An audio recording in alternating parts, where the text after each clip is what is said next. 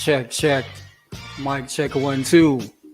And we are live once again, ladies and gentlemen. We are welcoming to you this edition of the Sunday service. I am your co-host, the Mighty Sun Cypher, alongside Asher L. Shout out to brother JJ Wentworth, who's settling down. He just moved the family to a different spot, so he may or may not be with us today.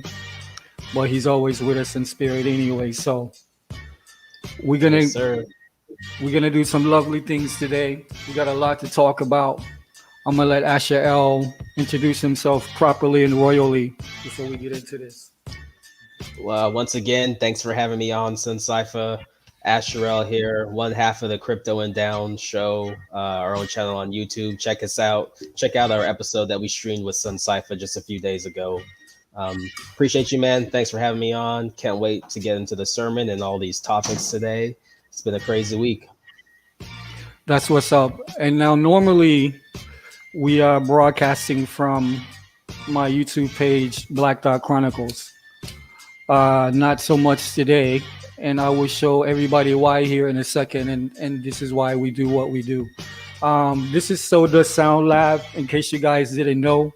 This is the channel for my music, and fortunately I had this as backup because, you know, I'm shut down until after the beginning of the year, the year on Black Dot Chronicles, and this is why. So last week I put out a video entitled "The Holy Wars: The Church versus COVID-19." Essentially, it's just this Archbishop Vigano from the Vatican. This guy is like a high-ranking Vatican official, and he's essentially just talking facts about what he absolutely knows to be true about this thing of COVID and how they're using it as a weapon against the people, all people, right? So I pretty much knew that this was going to get taken down or whatever. So pretty much, you know, within an hour of me putting this thing up, it got taken down. But fortunately, as I was telling you before, Asher L, the spirit must have been with me because anybody who's actually checked out this this video, because it is still up, I know contradictory, right? I'm about to explain myself. I edited the video because at the end, right before I'm about to sign off, I get a ring on from Telegram, and it's obviously all over the fucking video. So I'm like, all right, let me just edit this out, you know, do the right thing, yada, yada, yada. So when I edited it, that's the version that I put up for public consumption. This is the version that they actually, they deleted. So it says your content, copy of Holy Wars, Church versus COVID-19, Archbishop Regino, in his own words, was removed due to violation, blah, blah, blah, blah, blah. But whenever we go into my actual contents, actually, you can see here, the upload, these fuckers, they got to it before it got 3 views. So then I go over here to the live. I'm like, what's going on here? Bomb. It's still up. We got him. So you might have took down my channel, you motherfuckers. You got me on the channel, but the joint is still up, and I think it's up because the people need to see that shit. So in case you have not, please go check out Black Dot Chronicles, and you know there's plenty of titillating stuff on there. But I really want people to check out this information coming from the mouth of a holy man. All right, so YouTube essentially just they just censored the church. You know what I'm saying? One of the biggest churches on the planet. Now we're about to get into the topics for this week or whatever. But before we do that, I just want to also these series of tapes. So basically, this priest from the Vatican, or Archbishop, actually, he put out a series of tapes called the Vaginal tapes. So there's basically 18 parts to this compilation. You've got this individual from the church over in America asking the Archbishop questions, and the Archbishop just answering these questions however he feels like. This shit is absolutely tantalizing. I really only I really only hit on 3 different parts on that last joint that I did, but there's 18 different parts that people need to see. So if you go to Rumble and you just type in the vaginal tapes, Vigano, then all of these tapes will come up. So anybody who's interested in that. Nice. Yo, True. still, yeah. Hey, glad you have another option, and there are other options besides just YouTube, like Yeah, Rumble, for sure. BitChute, Odyssey. So glad we're Yeah. still able to And, get the content out. and we might as well talk about that as well while we're on that subject before we get into the current events of the week. Because of the censorship, because crypto and down has been censored as well for simply presenting facts, you know, in a world where facts used to matter. So Right. what we decided, this is basically just a shell game, it's like cat and mouse. How long before we put something out before they shut us down again? So the long story short, in the coming weeks, we're going to be putting out details regarding an alternative platform that you can come and experience information uncensored, and you yourself can also do it. And we're thinking about Odyssey, BitChute, and obviously places like Rumble as well. But we're thinking about Odyssey because we can do live streams very similar to YouTube, and the interface is very similar as well. So look out for that in the very near future because they can't hold us down. Live free or die all day. Yes, sir. Appreciate that. Yeah, they can't hold us down. Let them know, Scout. Let them know they can't hold you down. Oh, so who's that, Scout? Yo, yeah, this is Scout. Meet Scout. Scout, what's He's like a up? little Mr. Pouty Hell, man. hell Mr. yeah. Pouty man who just likes cuddles. But Hey, yeah, yo, it's a good life if you're a cat, for oh yeah, sure. they've got a good life, you know. They run the show, Yeah, yo. like you say. Nine lives. They Nine got lives, nine yeah. lives on it. Yeah, yo. It's funny. I Yo, grew up so with. Go ahead. no, go ahead. Now, so I grew up with dogs, but definitely have started to appreciate cats more the older I've gotten. Yeah, I don't really mind dogs or whatever, but I prefer cats for sure. Like if I'm going to have a pet, I've had a few Hmm. cats. I've had dogs that were given to me, but I've never really gone out. I just think I don't know. I don't want to compare the two, but I like cats have a different personality. Like it seems to be more individualistic. Yeah. They're in their own worlds more than Well, they're really interested in fucking with you. You know what I'm saying? yeah, and dogs sometimes are just needy, sometimes trying to please you. Cats, I like you said, they're individualistic and they kind of do whatever. And they're a little devious sometimes. They'll get on your nerves intentionally and then like look at you, and be like, "What?" Yeah. I've Yeah. I've had I've had quite a few of my cats piss a shit in my lap because they were upset about something I did or didn't do. You know what I'm saying? That's what cats are, yo. They'll But give you love that when right? you deserve it, but if you piss them off, they're gonna let you know They will let you know. directly. They're not gonna just go pout in the corner like a dog would do. But yeah, so Truth. you ready to get into these current events for this week, bro? Yes, sir, definitely. So one of the current events I wanted to talk to here. Let me share my screen real fast if I can here. Yeah. So this one, I just saw this not an hour ago.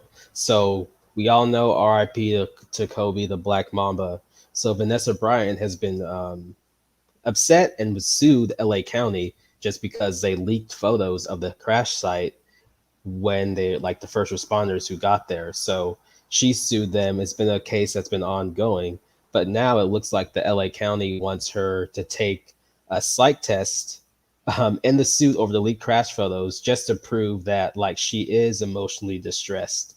Now, I do think this is probably something that is common as far as evaluations they do for psych evaluations. But in this case, not to get into it too deep, I think it's kind of messed up.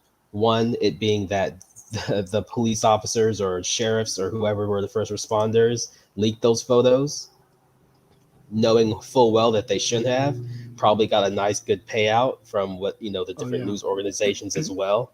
And depending definitely. on, I don't know what you think about Kobe's passing and how it happened, who may or may not have been responsible, it is one of those things where they need to pay up. And, LA County definitely is one of those very corrupt when it comes to the police and probably everything they do. But I just wanted to highlight that real quick because I saw it come across and kind of feel bad for her and the Bryant family still having to go through this, so long later. But actually I haven't really talked to you. What do you think about what happened to Kobe and just her having to jump through hoops to get justice for what those first responders did?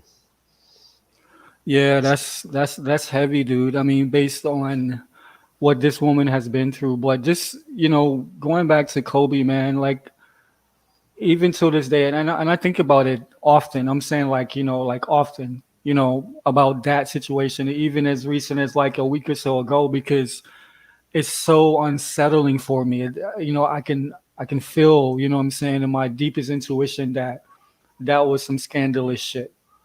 You know what I'm saying? That's the Hmm. thing that really bothers me. I mean, of course, besides the fact that I'm a father with a daughter that plays sports, just probably a couple of years younger than Kobe's daughter, you know what I'm saying? So, you know, obviously from a human perspective, that hit me. But besides that, I can get over that if it seemed to be something that was natural and organic. You know what I'm saying? But all of the symbolism that was around, Kobe. I don't know if you went through all like the whole conspiracy theory hole with like the one video showing like the helicopter crash, with Kobe in the fucking helicopter, like a cartoon and shit. That cartoon, You know what I'm saying? yeah.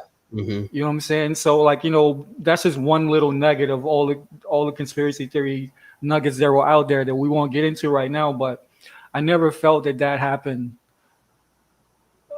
just like by some naturally that the helicopter was falling out of the sky and shit.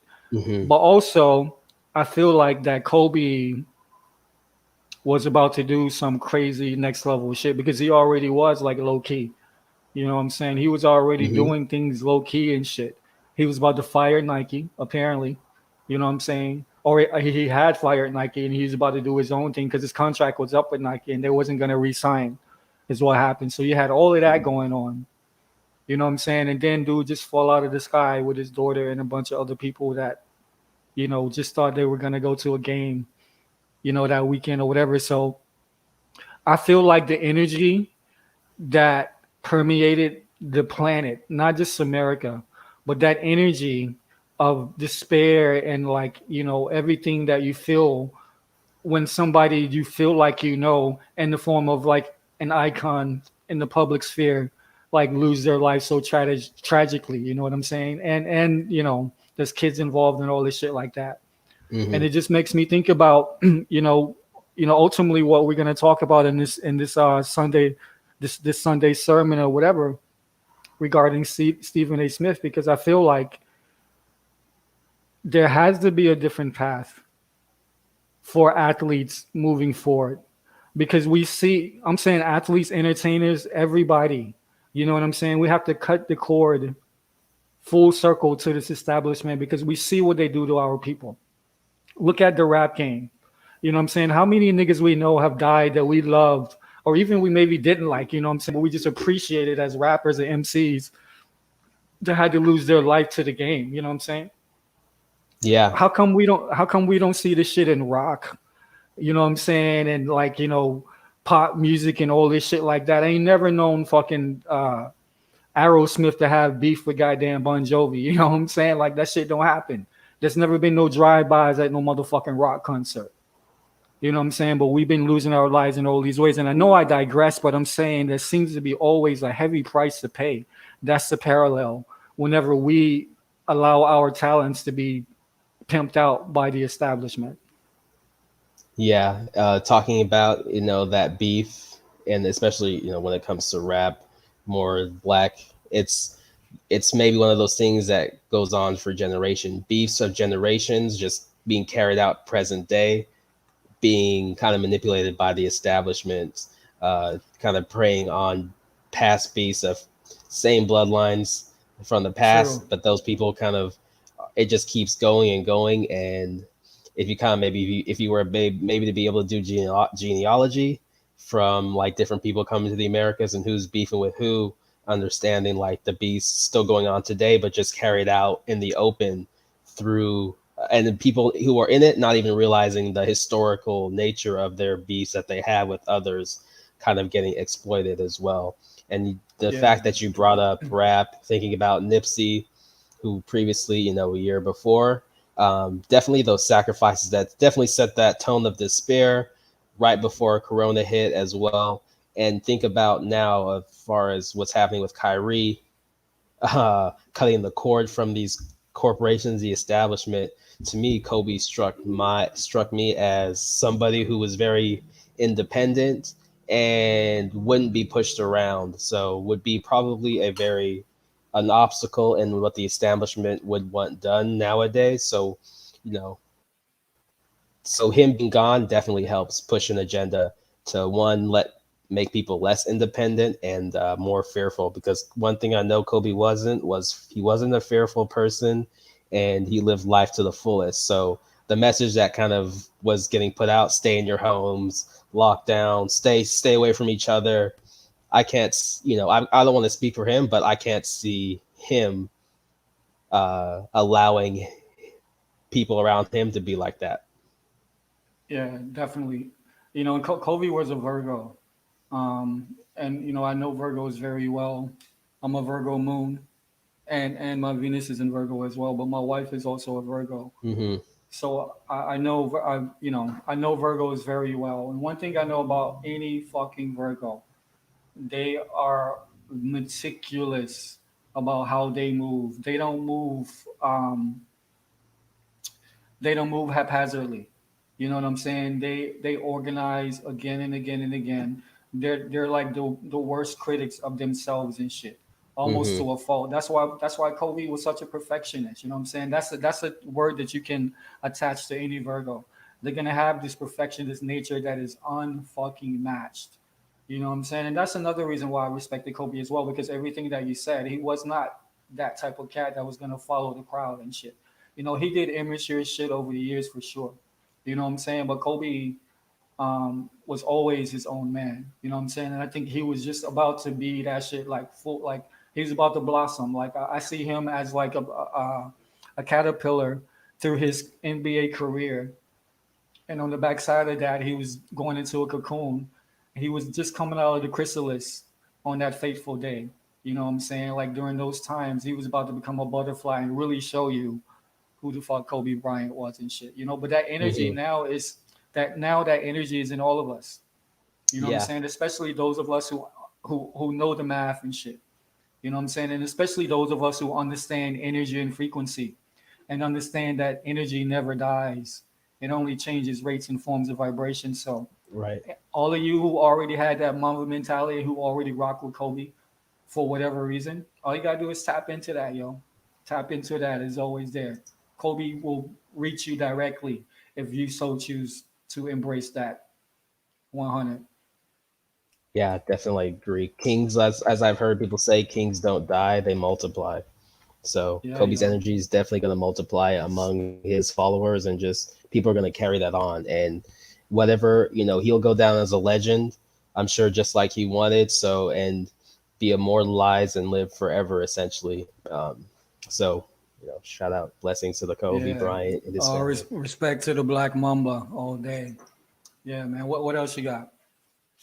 All right, so last week when we were talking to Crypto Nate, I was talking about Taiwan, China, like, or Yup, what's yup. going to happen with that. Mm. Also, one last article I came across. Tell me what you think about this. And this kind of remind me of one of those Mission Impossible movies where I forget which one, where they're trying to stop a nuclear weapon from being launched, and they just stop it at the nick of time before it hits Los Angeles. But this article from FT: China tests a new space capability with hypersonic missile. So basically, this article says that this caught U.S. intelligence by surprise, which I don't really buy, considering that, you know, from all the way from, you know, Kissinger and Bush to Clinton to the Clintons, they built up China and leaked secrets to their military. So part of me is like, how, you know, this could be just some hype they're doing just to make people a little bit nervous. But basically, The Chinese military launched a rocket that carried a hypersonic glide vehicle, which flew through low orbit space before cruising down toward its target. So it missed its target by 24 miles, according to 3 people briefed on the intelligence. But 2 said the test showed that China had made astounding progress in hypersonic weapons and was far more advanced than U.S. officials realized. So in that thing, I kind of take some of these articles with a grain of salt with whatever they're saying, but that just lets me know that you kind of touched this on. There is a war going on, the war between the state and the church, the corporations kind of trying to squelch the church and I guess maybe put in their own science, what they call religion of listen to us because we have our religion of science led by Fauci as our, lead priest or whatever. But anyway, I thought that I thought that was interesting. I want to know we talked about a little bit about the capabilities and what would China do. I think I've read books like War is a Racket. So I don't think that these people, they know what the other is doing, and they kind of put these stories out for the masses essentially to make them feel or lean a certain way. But yeah. That was just an interesting article I came across. Yeah, so we dealt with propaganda last Sunday service, and when we talked about the history of Edward Bernays, who the West gives the title of the father of propaganda, later known as public relations or whatever. And you also said something very important, and I think I mentioned this last weekend as well when I spoke about Zbigniew Brzezinski in his book, The Grand Chessboard, where he breaks down the geopolitical strategy from the 70s up until present time. And the shit is, I just actually went back just in the past month as I've been doing some other research just to confirm to see how much of this agenda has progressed, yo. And this shit is fucking scary. You know what I'm saying? Like it's absolutely amazing how um, on point these motherfuckers are with their timing, to say the least. But with regards to China, again, this is all the world is a stage. So we know China, America, UK, England, Australia, Russia, all of these would be enemies. They're all on the same team. Okay, they represent this class that we both have named like in our own ways differently, but they're synonymous. You know what I'm saying? You talked about the redacted, and I talk about the deplorable class. These are the individuals who form the the inner workings of the establishment. So whatever China's doing, whenever they're telling you with this propaganda, oh boogeyman, China, war, whatever, it's Yeah. all orchestrated. It's nothing more than an eloquent ballet. That's literally what you're watching. So whatever happens with China and America and Russia and all of that shit, the end result is to provoke us into submission. That's what all of this shit is for, to provoke us into submission. And of course, destroy the planet and make the planet uninhabitable for those of us who are sentient beings. That's what I say. Yeah. Yes. Well said. Speaking of propaganda, this last clip I want to play that kind of sums up propaganda from the media. I don't know if you caught what's his name, Sanjay Gupta. He was on Joe Rogan, kind of getting exposed a little bit about the lies they were telling about him using ivermectin and kind of just hyping it up, making him look foolish. And there was a clip of him on there, just Joe was kind of holding his feet to the fire, being like, "Yo, what's up, dude? Like, why didn't you, why didn't you call out the BS?" But this is just a supercut someone put together. This guy Tom Elliott, and I'm gonna run through this real fast. It blows my mind that Joe Rogan just yesterday admitted to taking ivermectin. Ivermectin is something more often used to deworm horses. CNN is saying I'm taking horse dewormer. Rogan telling his 13 million Instagram followers that he was treated with several drugs, and he included ivermectin on the list, a drug used for livestock. Rogan said the word ivermectin. Yes, that's the deworming medicine made to kill parasites in farm animals. Why would they lie and say that's horse dewormer? So things are clearly bad, but they're being made even worse by people who have refused to take the vaccine and instead are swallowing horse paste. Wait. He said that he had better see he said cattle dewormer. They must know that that's a lie. You have individuals like Joe Rogan, for example, who don't want to take an experimental vaccine but will take horse dewormer. Well. If it isn't old horseworm Rogan.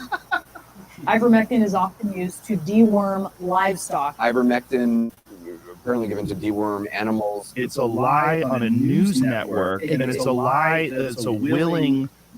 That's a lie that they're conscious of. It's not a mistake. Yeah. They're unfavorably framing it as veterinary medicine. Joe Rogan, he came down with COVID. He says he's been taking the livestock dewormer ivermectin. They lied. What did they say? I was taking horse dewormer. Ivermectin is a drug that is commonly used as a horse dewormer. They keep saying I'm taking horse dewormer. I literally got it from a doctor. You know, doctors say you could take it for humans. Yeah, but not for coronavirus. He may not have gotten it from the feed supply store, but it's the same compound. When you have a horse deworming medication that's discouraged by the government, that actually causes some people in this crazed environment we're in to actually want to try it. That's the upside down world we're in with figures like Joe Rogan. Bro, do I have to sue CNN? He also acknowledged taking a controversial treatment designed for animals. Does it bother you that the news network you work for out and out lied? Well, outright lied about me taking horse dewormer. They shouldn't have said that. Why did they do that? I don't know.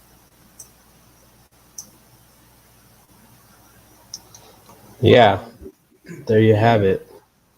And what's even more fucked up, I actually meant to, I'm glad you played that because I actually meant to put this clip in the reel on my end as well because I saw that, but from the fall off from that was Big Gupta, he went back to CNN, to do like the damage control and shit. And of course they edited all of the clips to make it seem like, again, Joe Rogan just got his ass handed to him and shit.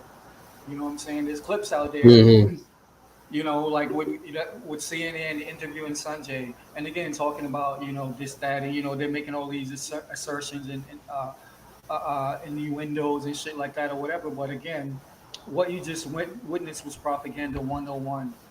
Every single one of you, I can pull up right now as we speak, studies, peer-reviewed, a fucking whole website with nothing but links to peer-reviewed studies of like, I think it was like 60, 70, 80, 90, some fucking studies, like a boatload of fucking studies and shit. All over the world where people not only have been treated prophylactically with ivermectin and hydrochloroquine, meaning like pre getting the disease, right? You know what I'm saying? So before you get the disease, that's treatment. There's been lab tests that have been done over, minimum 8 years and shit, right? With all these results over this time, that's showing prophylactically this shit is way more effective. And even after you get it, the numbers are like fucking 85% in some studies. You know what I'm saying? I don't think I saw a study lower than 65% effectiveness in remedying COVID-19. From these two joints right now, you know what I'm saying? So all these motherfuckers, you think these people don't have access to this information? They're talking about fucking horse, this, that, or whatever. That's a fucking smoke screen, okay? Right now, there's countries like India, in the state of Uttar Pradesh, all right? Right now, they are using ivermectin and hydrochloroquine. In fact, they're giving their citizens little packets with zinc, hydrochloroquine, ivermectin, vitamin D, and vitamin E. You can look this shit up. They completely disregarded this whole mRNA schedules. All in South America. I can show you right now all these countries that are using ivermectin as we speak to fight COVID-19. Now, who's lying? You know what I'm saying? Because they understand that they understand that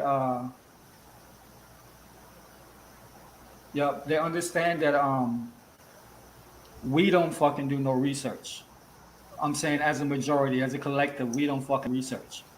This is how they get over on us, and they understand that we are motivated by fear, most of us.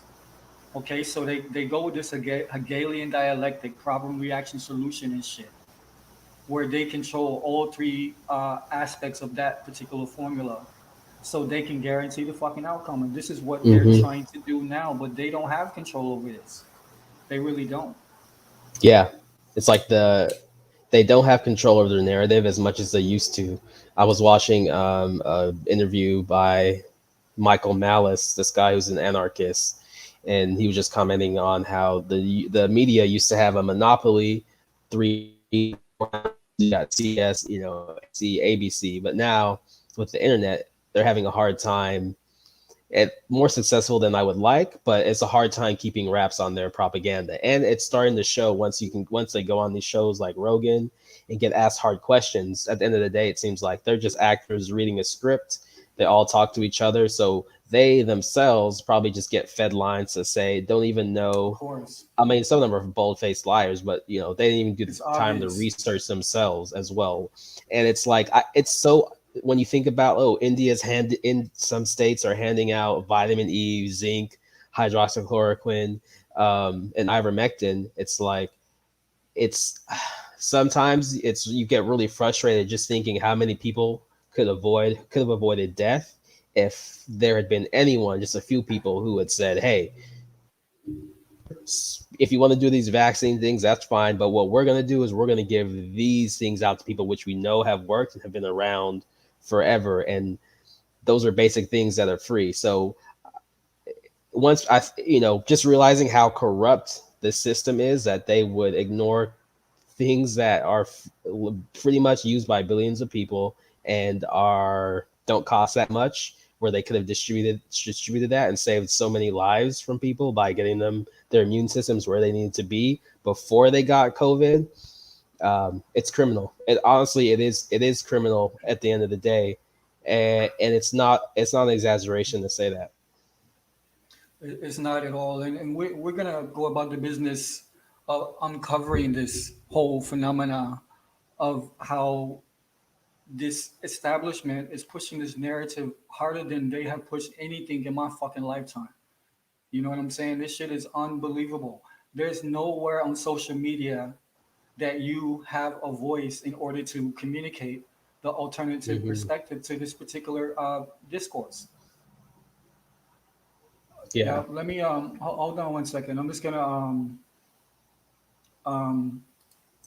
do this real quick with Jams. Just give me a sec.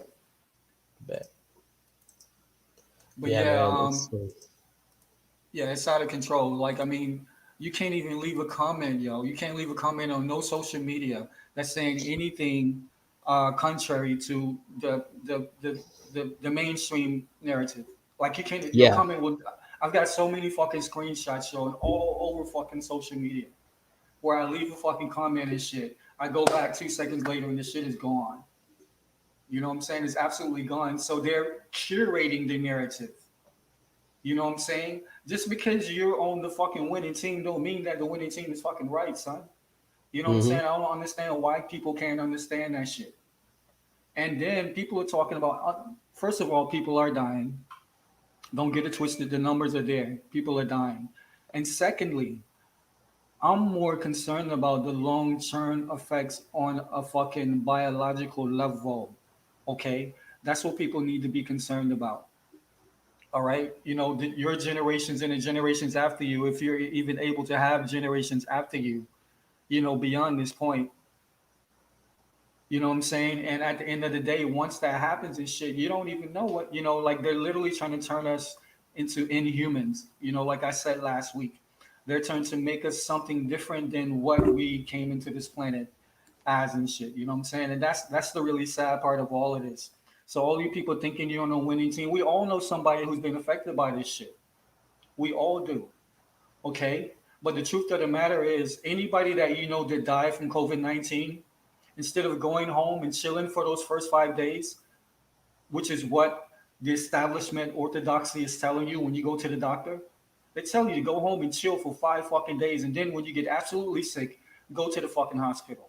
Those first 5 days are the most critical time to resolve this issue. If you resolve that shit in 5 days, as Joe Rogan even proved and shit, you know what I'm saying? If you get on this shit with a schedule of ivermectin, either or ivermectin, hydrochloroquine, in conjunction with zinc, vitamin D, ascorbic acid, and quercetin as well. Okay? If you do that in the first 5 days, bro, you good. You're not going to have no problems unless you already have pre-existing conditions that can push you over into that next category and shit like that or whatever. You know what I'm saying? So, you know, and that's real talk. And anybody who fucking want to go out there and, you know, do the research, please do that shit and stop like telling me about the fucking science when you can't show any fucking science. You know what I'm saying? That's another telltale sign. All these motherfuckers talking about the science, not one single one of these motherfuckers from mainstream to fucking entertainment, all the way across the board, politics, all these people that are talking science, they haven't brought you now one single peer-reviewed study. Yeah, and it's even that, it's like I don't even need we haven't been able to know anything about what goes into these things. I mean, I saw that leak, of course, you know, maybe baby fetal tissue or certain graphene or that things I've heard of, bad things that are going into this vaccine. But yeah, it's like science does not end the discussion. Just seeing like trust the science. It's like, yo, the science, everyone can participate and judge for themselves with science if you were going to lay it out, not just trust a scientist to tell you what they did. Exactly. Especially for something that's so vital, that is, especially for something that is going to be, you know, injected straight into your bloodstream. Yeah. So it's it's crazy. It's crazy it's kind of crazy to think that we're living in a world where, and this is the ultimate putting profits before people with another devious intention behind it as well when it comes to population control. Because, you know, I've seen reports of so many different empty vials, like, oh, we injected this person with an empty vial. Oh, we gave an adult dose to a child. And it's one of those things where you can see the state, the corporations, they're coming for us hard, coming for the next generation below us pretty hard, with them trying to tell pregnant women what they, you know, trying to encourage them to do this thing. And so you can see it's a full court press, and I think that means that they have to rush their plan out, maybe even sooner than they'd wanted to. And it's slowly breaking out in the open. And like, it's unfortunate it takes so many people to wake up to what's going on. But, you know, it doesn't need to be everybody who wakes up, just enough of us to put a stop to it.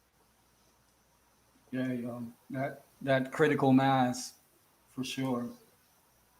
Definitely that. So you got any more topics? No, that was it. That was it for me today. Cool.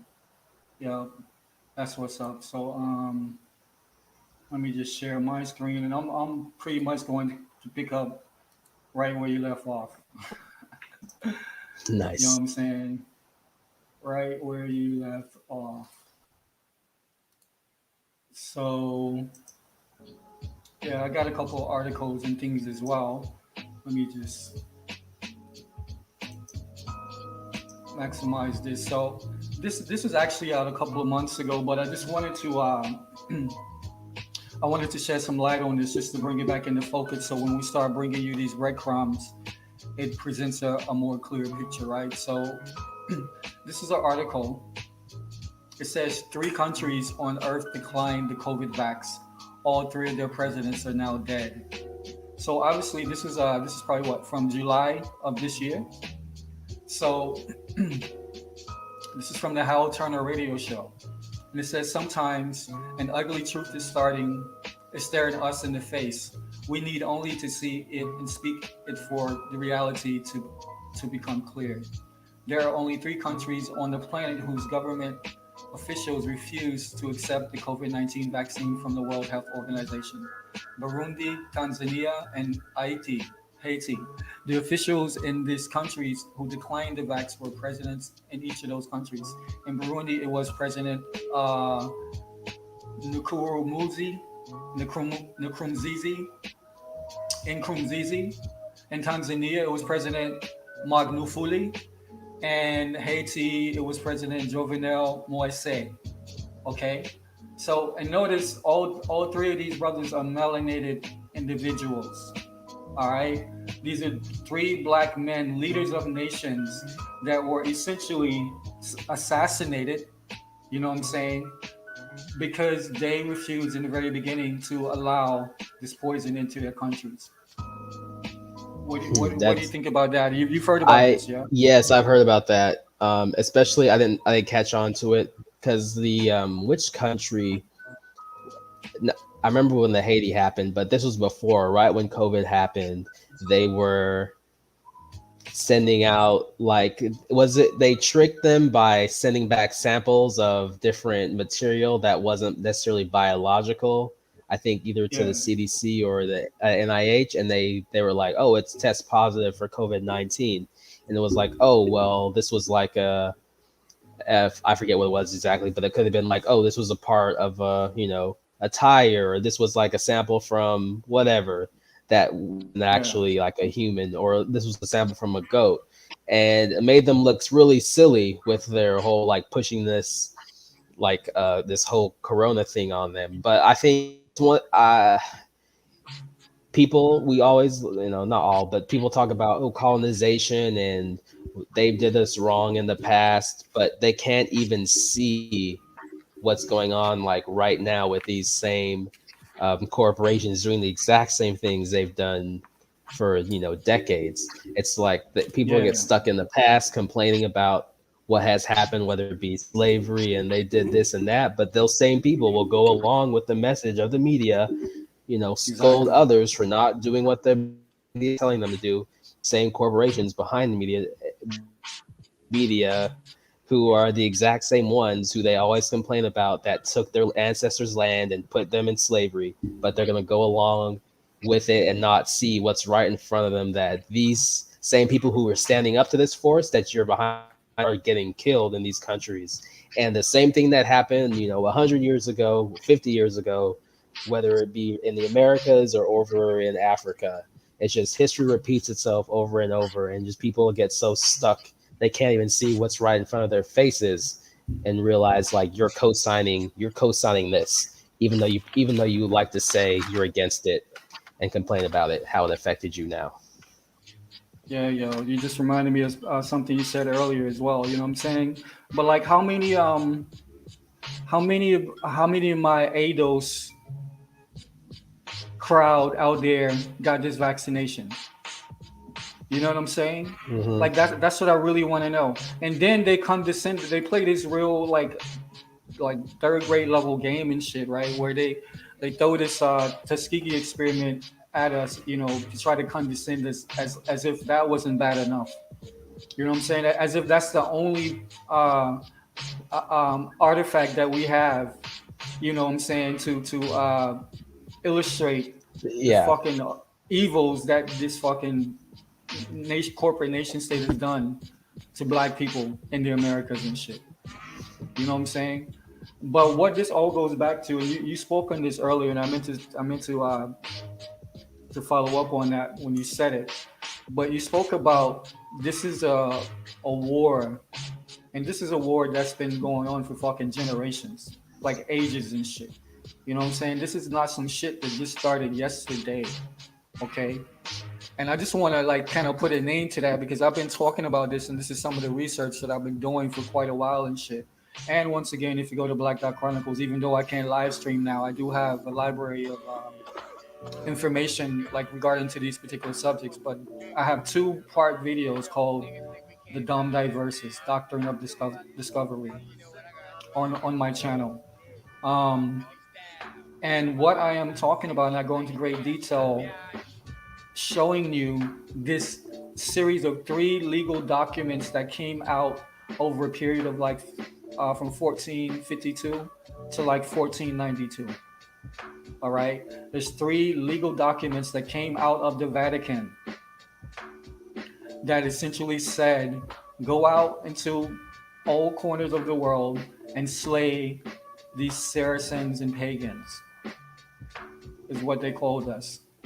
They said take their chiefdoms, their dukedoms, their fucking homes, their names, their titles, their spiritual systems, and perpetually murder these motherfuckers and make sure they never see the light of day. So whenever you say stuff like, yo, this is a war, this is an ancient war, essentially this shit has been going on, literally, essentially it's tribal in the purest sense. I think about these directives that was given in 1452 moving forward, and look how from 1452 until now, the lives of indigenous people have changed on this planet, especially certain indigenous people on this planet. You know what I'm saying? So this is yet another example of, again, melanated, when we should be coalescing. This should never happen to a melanated nation, period. It should never happen to any nation, let me be clear. But when you're talking about people that have been on the planet as long as any fucking black nation, we should never have to hear stories like this. Well, why do we hear stories like this? Because of divide and conquer. They got every black and brown and yellow motherfucker thinking that we are the minority, when 9/10 of the fucking planet is not white. So are we, if we are the minority, are we the minority because of the color of our skin when we are fucking majority of the planet? Or are we a minority because of representation? And so now we got to get into this whole thing of all skin folk and kinfolk or whatever. But again, that's another time. Right now, I just wanted to really touch on that to show you people that this is a full-on assault on anybody, especially these black nations. There's a reason why they're putting so much pressure on us to get this motherfucking shot. You know what I'm saying? We're going to get into all of that. But I'm going to go to this next piece real quick. Now, this one's very, very, very, very interesting. I don't know if you've seen any clips from this particular individual, but this cat here is actually the inventor of the mRNA shot, the mRNA vaccine. He's the one that invented this shit. And I've actually seen him on a couple of interviews and stuff that I will present at a later time or whatever. But listen to what this cat has to say about this. Is the motherfucker who invented this shit. All right, just so we get this clear. All right, here we go. This is from Yahoo News, and the date of this is June 24, 2021.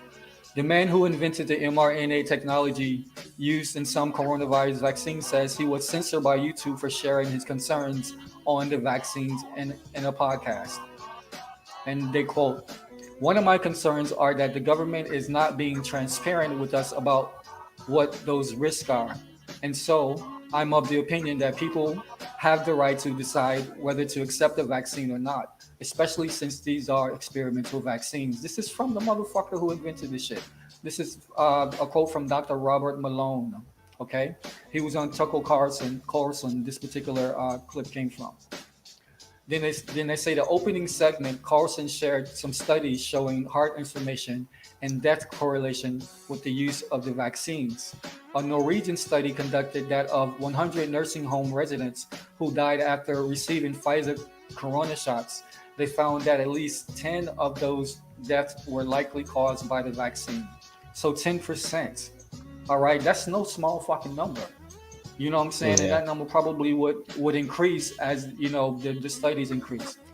So it says, this is another quote from the doctor. He says, young adults in the prime of their lives are being forced to take this vaccine because Tony Fauci said that.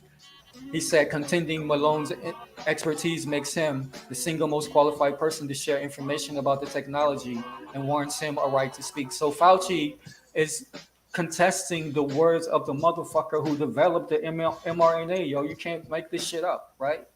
So then it goes, Malone clarified that he was not discouraging the use of the vaccine, but was providing people with as much fair information as he could about their risk. This is a fundamental right having to do with clinical research ethics, he said. And so my concerns is that I know that there are risks, but we don't have access to the data, and the data haven't been captured rigorously enough so that we can accurately assess those risks. And therefore, we don't really have information that we need to make a reasonable decision. You know what I'm saying? That shit is so fucking simple. And then it finishes up, it goes, that's one of my other objections, is that we talk about these words, risk-benefit analysis, casually as if it's a very deep science. It's not. Normally at this stage, the CDC, then you have to fucking go in to read the rest of the story. So you have the inventor of the mRNA shot, the motherfucker who literally invented the shot, and all of a sudden, he's getting censored on YouTube and all over social media, mainstream platforms. This is the world that we're living in when you got the inventor, Dr. Robert Malone, which again, I will bring receipts and you will hear it in his own words in the very near future. I got them right now. But again, another topic for another day, or adjunct of a topic for another day. So this is where we're at with that. Again, for the reference, Yahoo News. The name of the article is Single Most Qualified mRNA Expert Speaks Out About Vaccine Risk After He Says YouTube Banned His Video. Real talk. Word. So,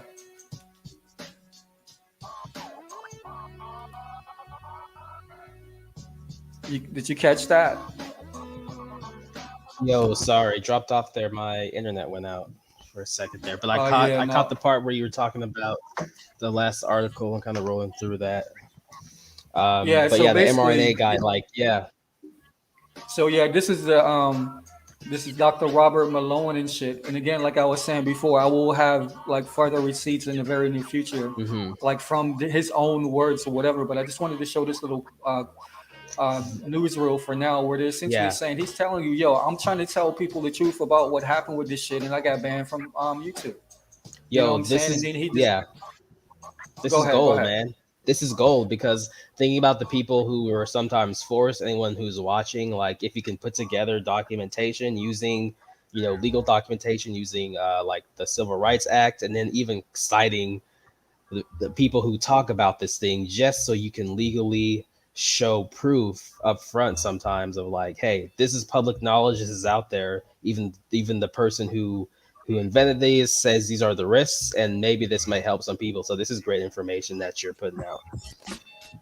Yeah, we're gonna keep going with that as well. But that's just one of the quick clippings and the topics that I wanted to hit on. Yeah. Now this next joint is highly controversial, apparently, which I don't really think. I don't think that it is personally, but hey, what do I know? But this next topic for discussion is let's go. The great Dave Chappelle, the GOAT, as we call him in the streets, right?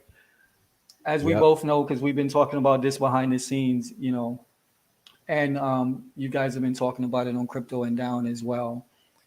But we're just going to continue this dialogue because it gets more intriguing to me. Where now, if for those who don't know, Chappelle did his last Netflix special under his current contract called The Closer.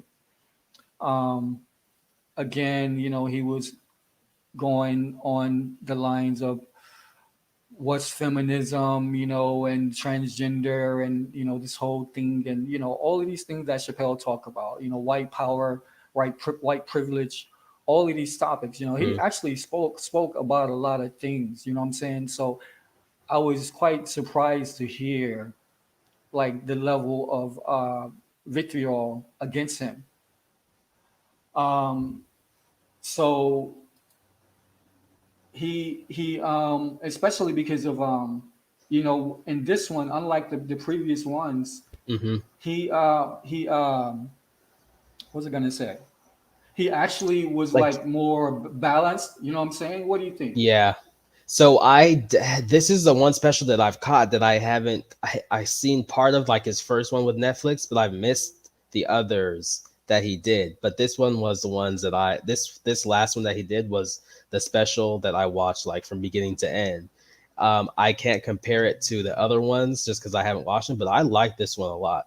I thought he touched all the topics. I will say though, he seemed a little bit I don't know the right words, but a little bit sad. It was funny and hard hitting. It seemed like he enjoyed himself where he was in life, but just was kind of sad with the way I guess the culture of America was heading.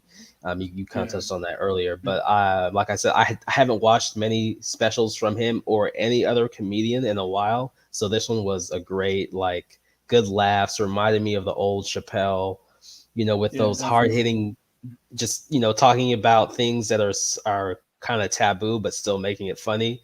Just remember him back like a legend. And I appreciate that he still is relevant, commenting on things that are happening now, considering, when I came across him when I was like 15 and, him being hard hitting there as well. Yeah, this is classic material right here for sure. But so but what I was going to say, right? So when he dealt with the whole transgender issue, you know what I'm saying, and he clearly laid it out, and he even gave the antidote about his friend who was transgender, who he was doing shows in San Fran, so he let her come up on stage and all the stuff like that, And to me, that was like, yo, what can you say after that? You know what I'm saying? The dude clearly showed you, like, again, articulated what his position was and what he's really talking about. But then you guys want to do this, that, or whatever and say all of this shit. So now all the noise is about Dave Chappelle saying that gender is a fact. So everybody's up in arms because Dave Chappelle fucking said gender is a fact. And apparently that's a group that I can't think of the name, but he'll say it in here or whatever. Yeah. There's a group like of women that are like, hold on a second, how the fuck, but this has been my, just let me just say this, just for a record, before we even get into this. My perspective on this whole situation is probably similar to what Dave Chappelle, based on what I've heard from him. There's a natural order. There is a natural framework. There are laws that govern our existence. No matter what the reality, no matter what dimension, no matter what universe, there are laws, there are a framework that govern our existence. It does not matter. So whenever Dave Chappelle says that gender is a fact, and he was just referencing like the chick that did the fucking not the Hobbit, but the other one, J.K. Rowling's, Harry Potter. So apparently she got canceled. I mean, all this shit I didn't know. You know what I'm saying? I don't be paying attention to none of this shit. But apparently she been got canceled because she basically stated that gender was a fact, right? Which seems to be pretty fucking simple, right? Gender is a fucking fact. No matter what you want to put on this shit, no matter what type of masala and hot sauce you want to put on this shit, at the end of the day, gender is indeed a fact. So I just want to leave everybody with that. We're going to listen to this clip. It's about 4 minutes long. And then I'm going to give you some receipts to what he's talking about and what J.K. Rowling is saying when they say that gender is a fact. All right, let's go.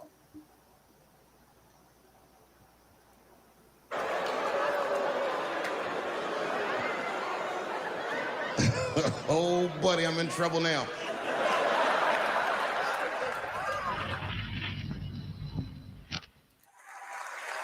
If you listen to what I'm saying, I'm not even talking about them. I'm talking about us, and they don't listen. It's very annoying. And they've canceled people that are more powerful than me. They canceled J.K. Rowling. My God, J.K. Rowling wrote all the Harry Potter books by herself. She sold so many books, the Bible worries about her. And they canceled her because she said in an interview, and this is not exactly what she said, but effectually, she said gender was a fact. And then the trans community got mad as shit. They started calling her a TERF. I didn't even know what the fuck that was. But I know that trans people make up words to win arguments. So I looked it up. TERF is an acronym. Stands for Trans Exclusionary Radical Feminists. This is a real thing. This is a group of women They don't hate transgender women, but they look at trans women the way we blacks might look at blackface. It offends them. Like, ooh, this bitch is doing an impression of me. I'm Team Turf. I agree. I agree, man. Gender is a fact. You have to look at it from a woman's perspective. Look at it like this. Caitlyn Jenner, whom I've met, wonderful person. Caitlyn Jenner was voted Woman of the Year. Her first year as a woman. Ain't that something? Beat every bitch in Detroit. She's better than all of you. Never even had a period. Ain't that something? Oh, I'd be mad as shit if I was a woman. I'd be mad if I was me. If I was in the BET Awards sitting there and they're like, and the winner for Nigger of the Year, Eminem, my man.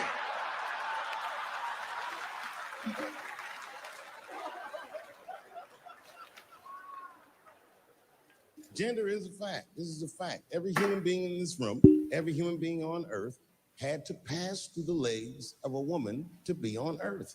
That is a fact. Now,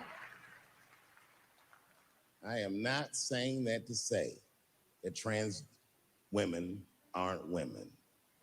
I am just saying that those pussies that they got, you know what I mean?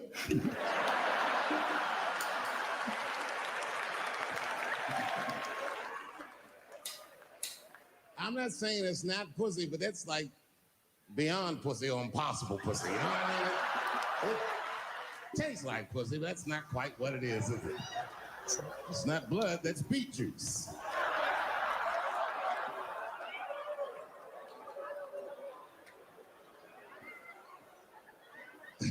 Oh, buddy, I'm in trouble now. Yo, Taylor, I'm really happy for you. I'm gonna let you finish.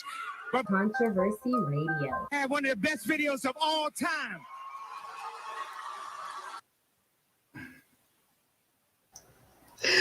Oh man, shout out to Kanye. Yo, that is fucking crazy, Mr. man. West. Dave Chappelle, yo. So He said beet juice. that shit was hilarious. That was classic Chappelle right now. But let's get into it though. Let's get into this shit, right? So that term that we were looking for was trans exclusionary radical feminist. So what they're basically saying, like, is enough from my perspective. I ain't looked these people up or this group up, you know what I'm saying? But I'm just basing on what I've heard from the scuttlebutt and shit. But for me, you let me know what you think about this as well. But from my perspective, it just seems like these are women that want to preserve women. You know what I'm saying? Like this whole thing started back when they were fucking trying to get their rights as far as they wasn't happy with whatever you call it, like a union or whatever the name they have for, you know what I'm saying, a civil union or whatever the fuck the name. They specifically wanted to use the name married, you know what I'm saying, and marriage and husband and wife and all that shit like that, right? You know what I'm saying? Yeah. So that was what, like 10, 12, 15 years ago. I don't know. I wasn't paying attention to the shit back then, but I'm aware that was going on. You know what I'm saying? So then that whole shit started, and then you start to see more and more like just jabs at like the facade of, what we call gender and what is a woman and what is a man and shit. So as soon as they started talking this, oh, well, we want the same rights as, we want to be called this and that and marriage and stuff like that. I'm like, hold on a second, that's too far. Because at the end of the day, it is not the same. And this is why I agree and why it's very important for the babies to understand that gender is a fucking fact. Okay, there's no two ways around that shit. There's male and female. This is the only way. There's masculine and feminine. Okay, there's positive and negative. This is the only way that life is created. On any form of creation, it starts with masculine and feminine energy, male and female. So what do I mean, right? If you stick a fucking socket into a fucking plug, you're dealing with gender. Okay, the socket is male, is positive. That fucking plug is fucking negative. You stick that shit in, you get fucking electricity. That's the fucking baby. But without that combination of the male and female, there can never be fucking electricity. So without gender, that couldn't be electricity. That couldn't be any type of polarity that we understand today and that we interface with that most people don't fucking think about. What do you think about that? All right, there's a couple of things I was gonna go through. So starting off with like the thing to get married, and then also the acronym that's definitely been added on as I've gotten older, and thinking how it's definitely an agenda, whoever's behind the agenda. Some I've started to learn more about the gay mafia. I think Pink Order Mafia, and their dealings and their through financial, military, and how they get down through these different fraternities and stuff like that. But all that being said, it's like it started with one thing, and then all of a sudden, letters started being added on to this acronym, and you can definitely see that pushed out in like mainstream media, whether or not the people who are identified under each of those letters agree with what's happening or not. It's kind of something that's like been co-opted, and you can't separate that from what's been going on. If you look at like Black Lives Matter or something like that, where it's like that was co-opted as well. Actually, it was co-opted in a way where the original people, where it started in Ferguson, who were more in the community, they all got mysteriously died, got taken out, and what you saw rise to the top were these like agenda pushers, kind of along with the women who started it. So it's like that. I just feel like these things are very, very intertwined and similar, and you can see the forces to start pushing for things that aren't necessarily fall into what they were originally talking about, and it's kind of a weapon that's being used to expand and shame the population into seizing control in all these different avenues of our lives. Not just, and it's, it started with letting people get married, and then since then it's kind of taken on and then it was the bathroom thing, and then now it's like this whole other beast and animal that's kind of taken over and is kind of at the forefront of our times with crushing people's rights, whether that's through private groups that petition to get people canceled or hurt their pockets, essentially, because Dave Chappelle, he's uncanceled, he can't be canceled. There are people like J.K. Rowling, she's already made her billions, so they can shout her, but you can tell with the bots and the things that they use to attack people on social media, they can drown out dissenting voices and make life hard for people who are basically with how reality and nature has worked. Yeah, definitely. I was thinking interesting. We were kind of talking to. Go ahead. No, go ahead. One more last thing. I was going to touch on the part where you were talking about male and female and the laws of nature, and also thinking about what the powers that be, the redacted, the establishment, the deplorables, trying to push things on us to make the life uninhabitable on this planet, being pushed on us by like a frequency that isn't compatible with our laws and our nature. So wondering like, how does that play into the whole like androgynous movement and being set up to deal with ETs? I always wonder how, one, the ETs that walk among us, two, the different, I think what's interesting to me is them trying to erase the whole gender thing and how that coincides with the same time us being erased as like an entire species as well, to turn us into something that's transhuman, that necessarily doesn't have a gender as well.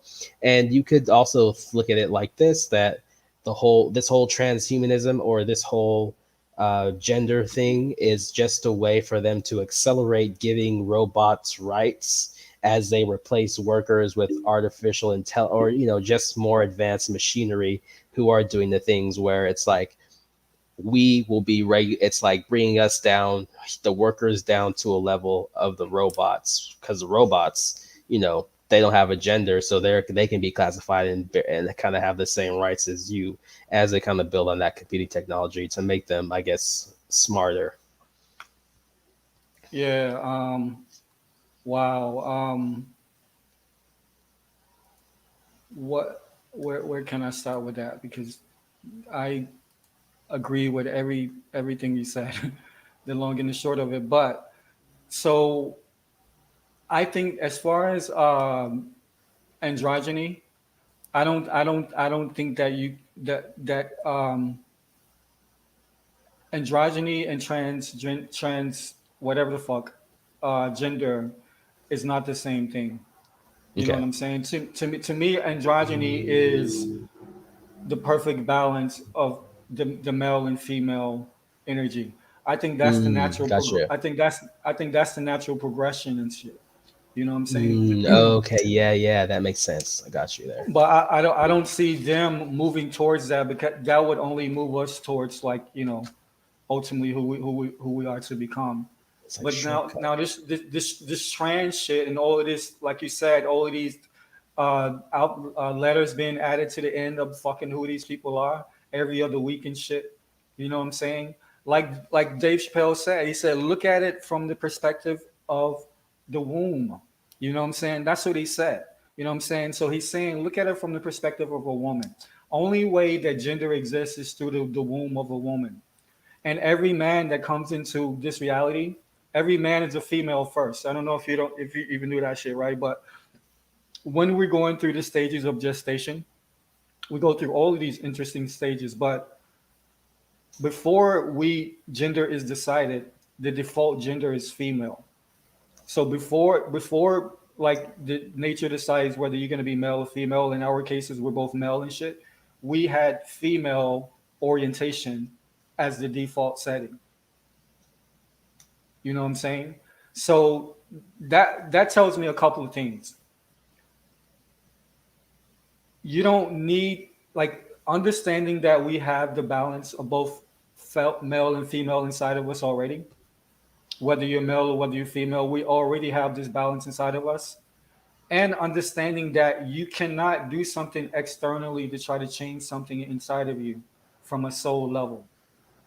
So all of this Frankenstein, type of, science projects with all of this dysmorphia, body parts, and changing and cutting off, and botulism, and all of this stuff like that, to call yourself these things. You can call yourself whatever you Yeah. want, but nature never fucking lies. You know what I'm saying? And this is my problem with all of this shit. Be whoever the fuck you want to be, but don't tell me this is what it is and shit. You know what I'm saying? I cannot have my daughter growing up not knowing what the fuck the difference uh, in gender is, thinking that this shit that they're coming up with now has anything to do with the progression of life and the natural aspects of how we should live and shit. You know what I'm saying? You can do what you want to do, but don't make that shit fucking right just because everybody's doing it. You know what I'm saying?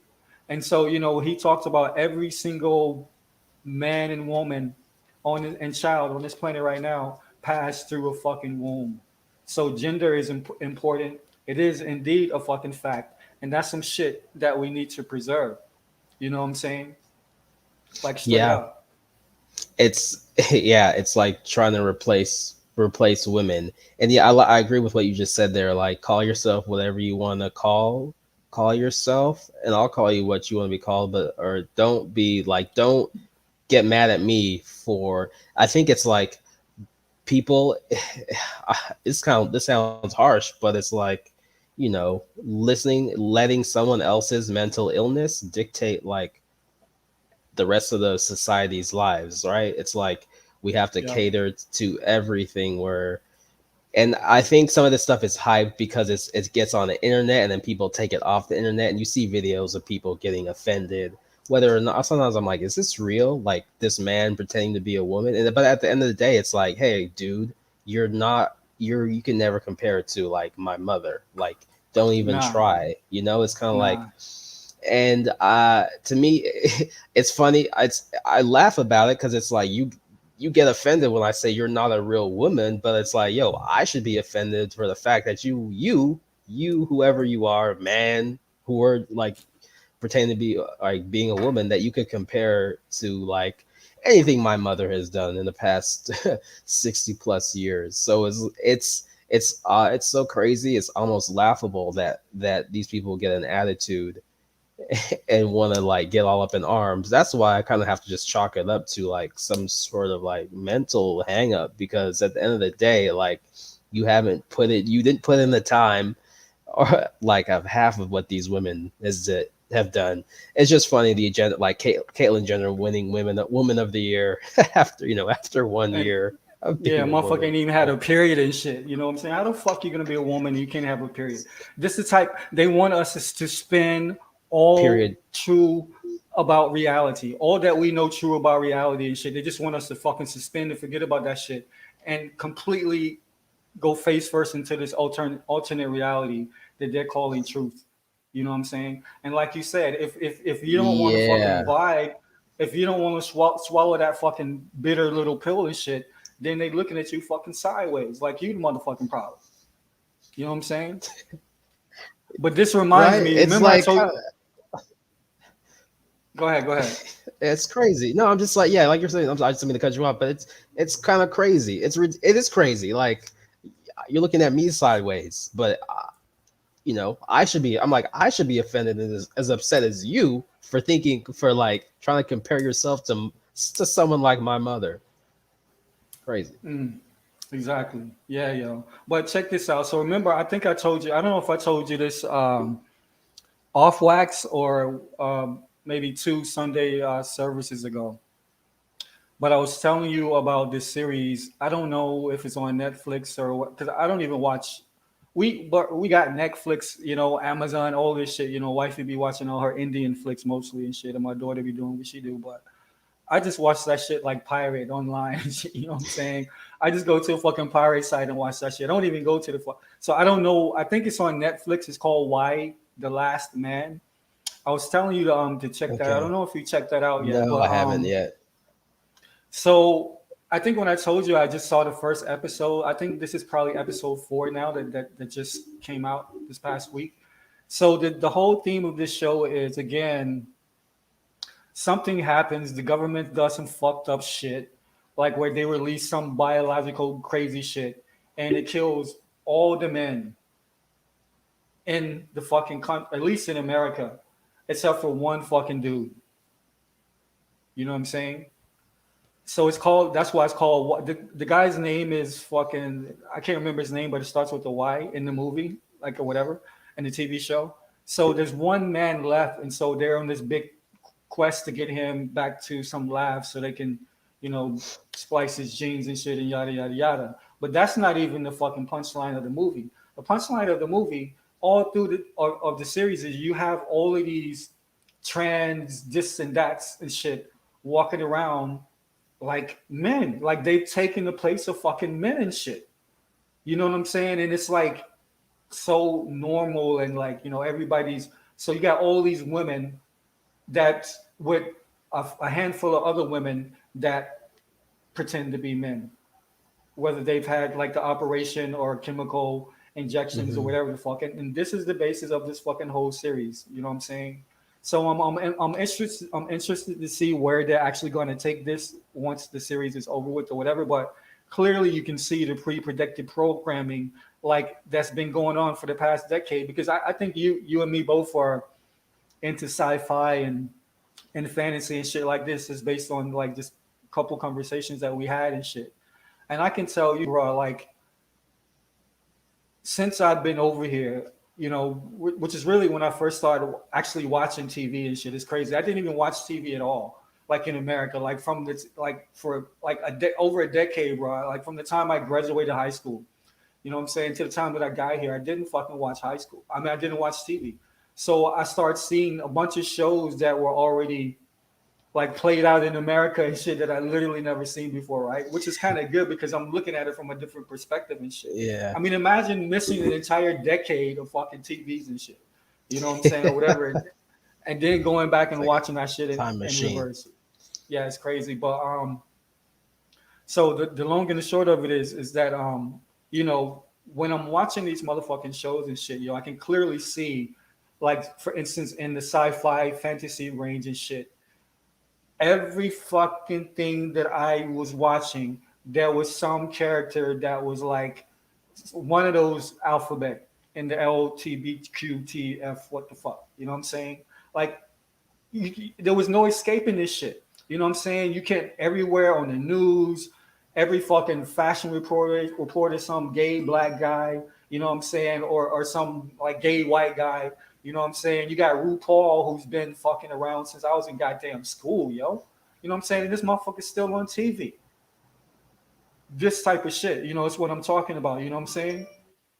So you got motherfuckers chopping off body parts and shit. You got motherfuckers adding body parts. All this in an attempt to fucking try to get in touch with the other half of their nature. You know what I'm saying? And you're never going to be able to do that with no chemicals, no fucking chopping and botulism and none of that shit like that. Every man has access to his feminine side. And every woman has access to her fucking masculine side. You know what I'm saying? Until you balance that shit within you, you are never going to be happy. And that's why most of these people who are trans, whatever the fuck, they end up committing suicide. Not because of, you know, everybody's picking on them like they would tell you in the mainstream, but because they are unhappy with themselves. They realize they've done this shit and they still are unbalanced within their fucking spirit. Yeah, that's a great point, because one of the things when I was just learning about what all this stuff was within the past few years, that was one of the things I would read. And, you know, your heart goes out to people who commit suicide. So part of you was like, yo, you know, this is messed up. The people are committing suicide. Like, you know, what can we do, like, as a community, as a society, to help these people? It's one of those things where it's like, I understand people wanting to bring awareness to the issue. I get that part, and being like, yo, look, these people are killing themselves. But other than that, there isn't much else you can do or should be done, because you can't, on their part, it's like you can't force. They are doing a good job, but they're just trying to force it down everyone's throat. All you can do is, hey, this is happening to people. They're killing themselves. And you see somebody like Dave Chappelle, kind of going back to the whole Dave Chappelle thing, one of the people who gave this person a chance, you know, was like a true friend to this person. And whether or not they killed themselves because they were bullied by other people in their community for sticking up for him, is one of those things where they were not happy with, you know, like at the end of the day, people who do that just aren't happy in life, whether or not because you know, you can arrive to that decision either emotionally or just through a pragmatic way of kind of looking at the world as well. And it's a sad thing that when that happens, and I think not putting that all on society of like, oh, society was mean to this person, this is why they killed themselves, is a good call and something to also think about, because at the end of the day, we're all individuals. We all have our own spirits and our own souls. So, you know, you have to deal with because I feel I can say, you know, everyone's probably been bullied growing up and stuff like that, but it's kind of within yourself that you have to overcome those feelings of inadequacy and align your spirit.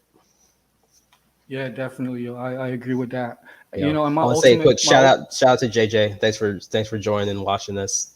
We see you. Yeah, shout out JJ to our Wentworth. brother Jams, who just changed you, bro. postcodes and shit up in that mile high air and shit, son. Respect to you and the family, bro. But what was I gonna say? What was the last thing you said? About people reaching alignment in their spirits, even though you've been bullied. Oh, okay, yeah. So yeah, what I was gonna say, just to add on to close that out, is that the reason why I mentioned that a high number of people who have these operations to change their gender form some way or other, there's a high rate of suicide, and it doesn't necessarily have to do with people bullying them. And I've looked into this a bit, you know what I'm saying? So I'm not speaking out of hand or whatever and shit. When I say this, it appears that these people, for different reasons, they are not happy with themselves, even though that they've had this thing done to them. And this is only my opinion, and people can call it antidotal on a, I guess, on a material level. But I say that you cannot, if you're not happy with yourself, if you change yourself in order to try to physically, externally represent what you want to be, I imagine that there will be unhappiness that lingers with you. It's just a matter of if you're willing to deal with it, for life, or if you're not willing to deal with it. And a lot of people that do these things are not willing to deal with it. You know what I'm saying? So maybe we should look at a more organic route in resolving these issues instead of having propaganda and telling these people this is who you are, so you have to go get this shit done to you. Mm-hmm. You know what I'm saying? Because it's all about balance and reciprocity. And if that is not a part of we all have a contract with this particular leg of our journey. We came into this reality with a very specific thing or things that we have to check off before we move. And it's different for every single person. You know what I'm saying? I know for me personally, I feel like I had to understand, again, the framework and the nature of things or whatever. So it's kind of easier for me to look at this and say and analyze it and say, okay, maybe this is what it is. Maybe we should look at the organic route as well, even though I understand that there's a heavy layer of difficulty for anybody who have these feelings in a world where not only we have all of this bigotry and prejudice about this, that, or whatever, and people are unwilling to have adult conversations and plant seeds that will progress in an organic way for everybody. You know what I'm saying? I'll just say this one last thing as well, is that even though we have the ability as free thinkers, sentient beings, to essentially do whatever the fuck we want to do, it doesn't mean that we should do it. Mm-hmm. And to me, that is like the challenge of a great society. You know what I'm saying? Is actually having a framework where we have the balance to properly embrace people who say, okay, I'm this, I'm that, I'm trans, I'm this, I'm that. Okay, why do you think this shit? You know what I'm saying? This is how life works. This is what it is. You can do these things and shit, but you already have this inside of you. Here are the numbers. Here's this, here's that. If you want to do this, it's all on you. There's a support system. Just understand that this is not something that you can come back from. You know what I'm saying? Because you don't have to change. My point is, you are who you are inside. So if you're a girl that like boys, if you're a boy that like girls, or if you're a boy or girl that like boys and girls and shit, why the fuck do you need to change who you are to be that? You know what I'm saying? Why do you need to physically change yourself to fucking be that? You know what I'm saying? Because you can be that same motherfucker. You can be doing those same things and shit and still working this shit out. And at least you still have, once you make that decision, you can't go back. That's kind of my thing. And based on the numbers of suicide and the people that are just unhappy after they do it, that doesn't have anything to do with people picking on them and all this shit like that. Because no, don't get it twisted. And true story, on the way back over here to Australia in December 2019, I fucking saw Caitlyn Bruce Jenner on the fucking plane and shit, bro. Motherfucker wasn't even sitting in first class, son. I don't know what was going on. True story. You know what I'm saying? But even fucking even Katie Bruce Jenner and shit, with all the money and all the fame and all the notoriety and talk shows and Woman of the Year, that motherfucker was depressed. Okay, after he got this shit done. He was depressed before he got this shit done. Did he go all the way? I don't know. Well, I That's know he had like too. I know he had the up top shit, you know what I'm saying? So he's been botulated for sure, you know what I'm saying?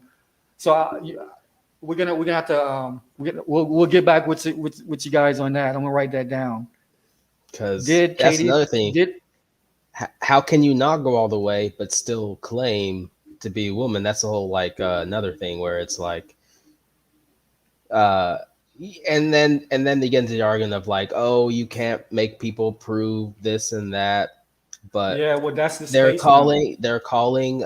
It's we're in the age where online you honestly sometimes you can't tell. It's hard to tell, even like non-gender. Like if wifey was here, she would tell me all of these little click names and shit. But yeah, this is the space now where you can be anything you want to be. my literally wifey works for fucking government, right? You know what I'm saying? I would just say that. She was just fucking telling me like on some of their correspondences and shit now, like as part of the template, you put your name and shit, but then it's like all these other pronouns that you can put in front of it to let people know how you identify, bro. This is the fucking going on now, yo. This shit is bananas. It's absolutely crazy. You know what I'm saying? Yeah. So to me, this is just more confusion, more blurring the lines of what's real and what's not, in order to make the environment accommodable for individuals that are not us. You know what I'm saying? Because think about this shit, and this is what I always say. If every man and woman decided that they were going to be either or homosexual, and I don't at this point I don't even know if homosexual is the same as fucking trans, or in all the letters that come after that. You know what I'm saying? But let's just say if every man and woman, let's just keep it simple. If every man and woman decided to be homosexual on the planet, so that means no man would never be with another man. I'm sorry, no man would never be with another woman, and vice versa. Okay. Now, obviously, this is a ultimate worst case scenario. But again, if you understand the framework, correspondence, you know what I'm saying, as above, so below, we know whatever is happening on the macrocosm is happening on the microcosm first. You know what I'm saying? So if every man and woman decided that they were going to fucking be homosexual, then humanity is over. The natural progression of life is done.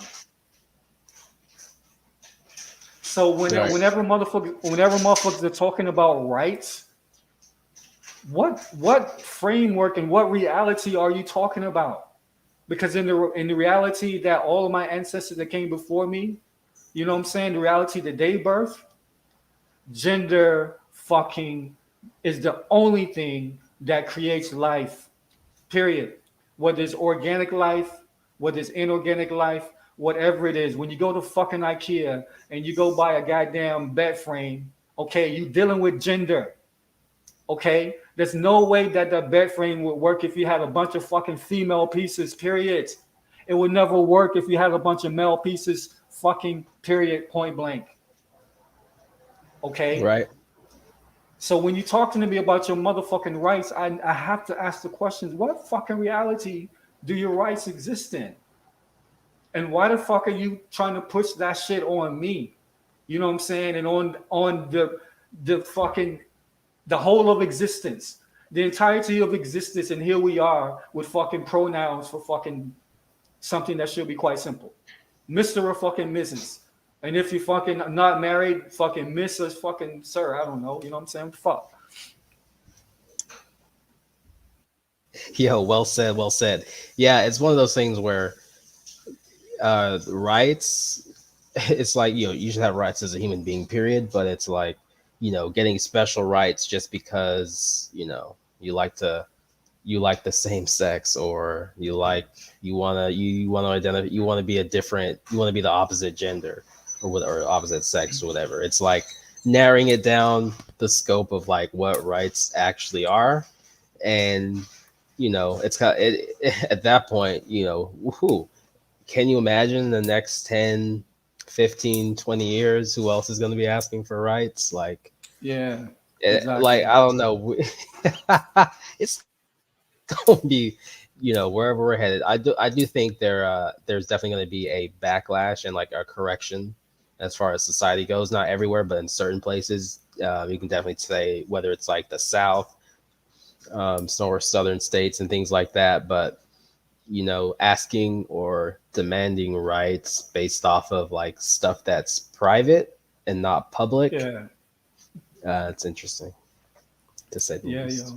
Yeah. Definitely. But I don't think it's even just, you know, in the South and shit, you know what I'm saying? I just think besides places like New York and, you know, these major metropolitan fucking behemoths and shit, I think there's a lot more people that feel like that, you know, in fact, I'm sure that way more people feel like how we feel, you know, Yeah. this basic understanding than now. But I want to close this shit out with just reading from I won't necessarily call this a book. It's like a you know, a piece that, you know, if you're into the framework. This is probably a book that everybody should have. It's called the Kabbalion. Kybalion.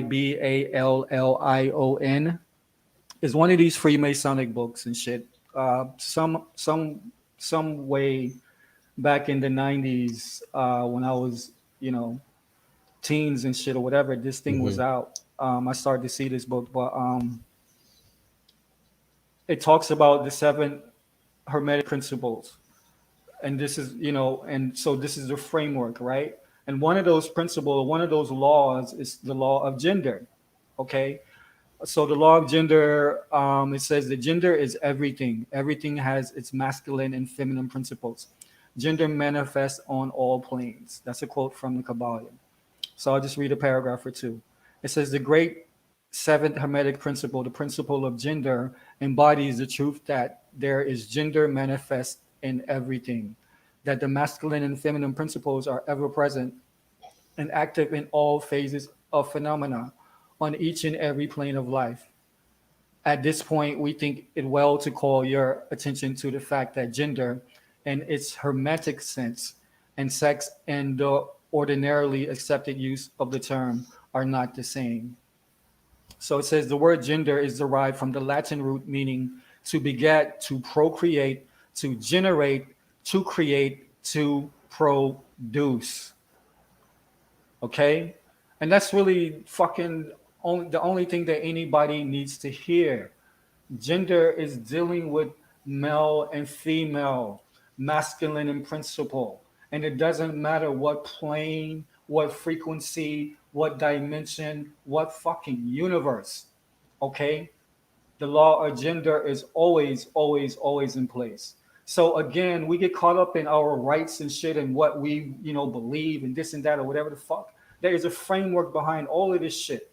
Just because we've been given the gift of free will doesn't mean we should freely piss around using this will and shit when the ultimate goal is fucking ascension. And what I am saying is that it's only ascension, right? We're individuals and we're collective as well. If we are to ascend collectively, then there's certain aspects of reality that need to be fucking extracted and replaced with a more pure framework. What do you say about that? Dude, this is dope. It's funny because as stuff comes up, whether it's corona hitting and me better understanding like biology and viruses and how they move, and then this whole trans thing and bathrooms, it's one of these things I've never paid attention to, and it's one of those I've never taken the time to actually be like, okay, what does gender actually mean? Where does it come from? And I love what you just put up there for me because I had never seen that before, and understanding and the confusion that comes in where it's like they can replace the definitions of words slowly over time and then all of a sudden change everything in reality for you, where people, once you accept something like that, I'm sure there's other things that have been accepted before this point, but it's kind of like you were saying, just kind of opening that door. So it's like the propaganda is strong with how they're leading people to, now you see a lot of people in their bios, whether it's professional or not, have the pronouns in there. And pretty soon that may be like a requirement, no matter who you are. It's like you have to put your pronouns down and when filling out all these applications, and that might be something that is standard. So it's I appreciate that definition, and it definitely, it's so simple. If we would look up the definitions of words, we wouldn't be able to have this propaganda and be able to deal with this craziness. But like, Real. It's crazy. Yeah, well, check this out. I'm gonna give this one last receipt on this topic of fucking gender. With these are fucking magnets, right? Magnets. You know what I'm saying? Mm-hmm. And the thing with magnets, they don't have sentient ability per se. So they have no choice but to abide by the framework. They have no choice but to abide by the laws of nature, okay? So what you see here, again, gender, male, female, creation, attraction, male, female, attraction. Now look what happens when we try to reverse the polarity and create an alternate reality. When you bring a female and female together, look at that. Repulsion. They won't come together. They naturally resist, regardless of how much I fucking push these together, how much fucking force I use. As soon as I let go, the fucking magnet jumps, shoots to the other side of the fucking room. Okay? So again, for all you people out there, this is just a clear example. Fuck all the bullshit or whatever everybody wants to believe. There's facts and there's belief. There's a system of knowing, and there's a system of belief. So it's like, which one are you people going to choose to deal with? You have attraction, male, female, and you have repulsion, male, male, female, female. They don't mix, plain and simple. You know what I'm saying? Enough said. So Enough said.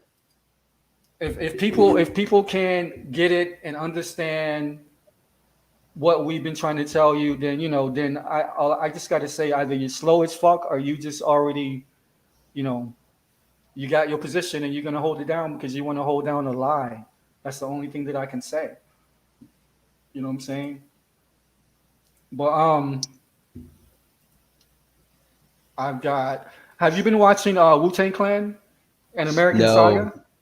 I have not. Yep. I've been hearing some things about it though, but I haven't watched it. I heard it's good. Yo, go back and watch this last episode and then, start from the beginning, right? If you haven't watched it yet, if you're a fan of Wu-Tang or that 90s hip-hop shit, yo, I just want to touch on this shit real quick, yo. Everybody go watch this joint, man. I don't know, maybe because whenever this particular episode, right? So this is episode 8, season 2. Mm-hmm. And this is talking about, season 1, they was just introducing all the characters and shit. Season 2, they're more into how they got their record deal and, how they came on. So it's more musical oriented and shit. You know what I'm saying? But episode 8 is like the crescendo of all of that, where pretty much the whole episode are them performing like, classic Wu-Tang hits, from the first album, Method Man first album, blah, blah, blah, whatever. So, bro, I had no idea. I mean, I just got so fucking emotional when I was watching this shit because it just reminded me, because I was fucking young. I mean, these dudes were young, but I was younger and shit. So, I remember seeing these motherfuckers in ATL, when I was younger and shit, and hanging out with ODB and smoking this and that with these motherfuckers and all of this shit, right? You know what I'm saying? So I'm just thinking, damn, shit was so fucking simple then. You know what I'm saying? Like life was so different. It doesn't even seem like that long ago. You know what I'm saying? Like it's just crazy, yo. But long and the short of it, I just got real sentimental and emotional for some reason when I watched this fucking episode of fucking Wu-Tang and American Saga and shit, yo. It was crazy. Yo, that's dope. 90s, a simpler era, a simpler time. Yeah, man. That was right before like shit got crazy. You know what I'm saying? That's right. That was still when you can hear like quality like hip hop on the fucking commercial radio and shit, right? Yeah. It's like, right before the Redacted fully got their hands on it. Yeah, like, yeah, for sure. They came in hard with that funny. Jay-Z 01 era, 9/11. Have you ever heard that podcast that Lazy Bone does with one of his partners? Lazy Bones from Bone Thugs and Harmony? No, actually, no. All right.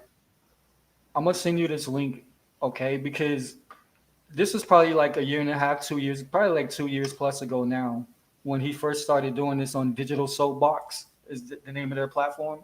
So you got all these old school like rappers and, hustlers and gangsters and shit, right? But he tells this story. He reads this article and he tells this story. Like the article tells the story about this meeting in the 90s at some mansion, remote mansion somewhere with a bunch of fucking sketchy people and a bunch of people who were in the record label on different levels and shit. In that meeting, set the framework for the whole era of 90s gangster rap and shoot 'em up, bang, bang, whole bitch, all of that disrespecting of women and all this shit like that or whatever, and just disrespecting each other, right? They basically said in a meeting, and in that meeting, you had motherfuckers that were from politics, prison industrial complex, You know what I'm saying? Across the board, yo, they set this shit in motion where they devised this fucking plan to interrupt hip hop. So of course the rise of a black messiah can never happen. Going back to J. Edgar Hoover or whatever, they decided to, because remember, like the late '80s into like '93, '94, there's a lot of fucking positive hip hop. That's when you had a Tribe Called Quest, De La Soul, who else? Fucking X Clan. You know what I'm saying? Jungle Brothers.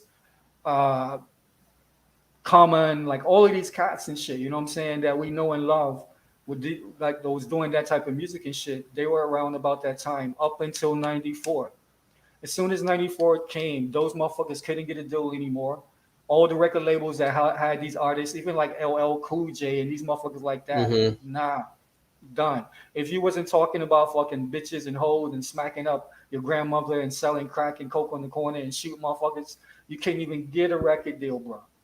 You know what I'm saying? So simultaneously, just like they decided to throw this fucking COVID on us, they decided that gatekeeping all of these fucking progressive rappers, all of these fucking God body MCs and shit, gatekeeping these motherfuckers and bringing in these motherfucking, you know, that's when you start hearing a lot of these yin yang twins. And, you know, even though I'm from ATL and shit, you know what I'm saying? There was only fucking one Outcast, you know what I'm saying? There's other groups that came out of ATL, but there's a reason why they only gave you Outcasts and shit.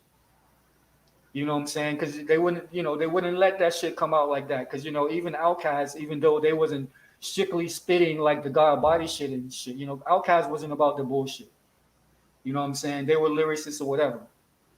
But, you know, my point is like, yo, once they had this meeting, it set this whole big thing into motion to where we are right now, where you got the babies and, you know, all these motherfuckers, Futures and all these cats has come after that. You know what I'm saying? So they killed that creative shit. They pushed it underground, and then they gave you all this beef, whole bitch, you know, killer shit. You know what I'm saying? You can tell it's culminated now, where it's like, it's the, I don't know if the creativity in the rap scene, it's kind of like they're pretty much clones. Most of the, like, I guess the up and coming young people.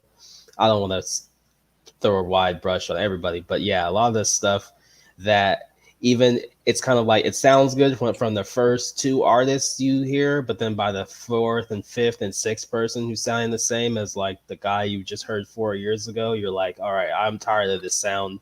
And it's kind of meshed into where like a cesspool of just kind of trash. Sometimes the beats are hard on some of them, but like it's definitely overall trash. One, because it's kind of like pop music that gets just pumped out, and whoever can come up, whether they're, and maybe 6ix9ine was the ending, the final stamp in the coffin of that entire era, and just letting you know, like, yo, this is a clown show now.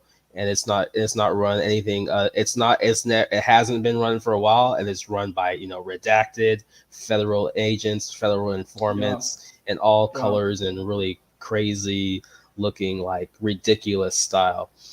Thinking about it's like that 94 era. So thinking about the politics of the day, the Bidens, the crime bills, the Clintons, kind of through that area, using these different agencies. They were definitely plugged in. They helped, and you could say that part, all those people, is like, these are the crack baby generation of people. So after the 80s and they flooded out, things were flooded with crack, and these rappers who came up, these communities decimated by these politicians who were definitely running drugs from South America and setting up their different pipelines, and even from China. They were like, oh, what a better way to capitalize it off of than overtaking these gang wars, taking out the leaders, and giving them cushy lifestyles and letting them recruit up and coming people. And then you can pimp it out with the music, where you'll always have new recruits and low level people, and you can help push up maybe the higher level and easier to take in and out, and you can help through them control the drug trade. And then now you can even see that with the pill mills probably coming out of China and all these other places. So definitely taken over by the state and the redacted, and pushed hard with that message, because these people are rapping about their real lives, but at the end of the day, it's like, sir, you're just a low level CIA agent at the end of the day. You think you're gang banging, but you just work for the FBI, the CIA, and you get to rap about it. But and then when they're done with you, you're done. Off to jail with you, or they just take you out. Yep, 100.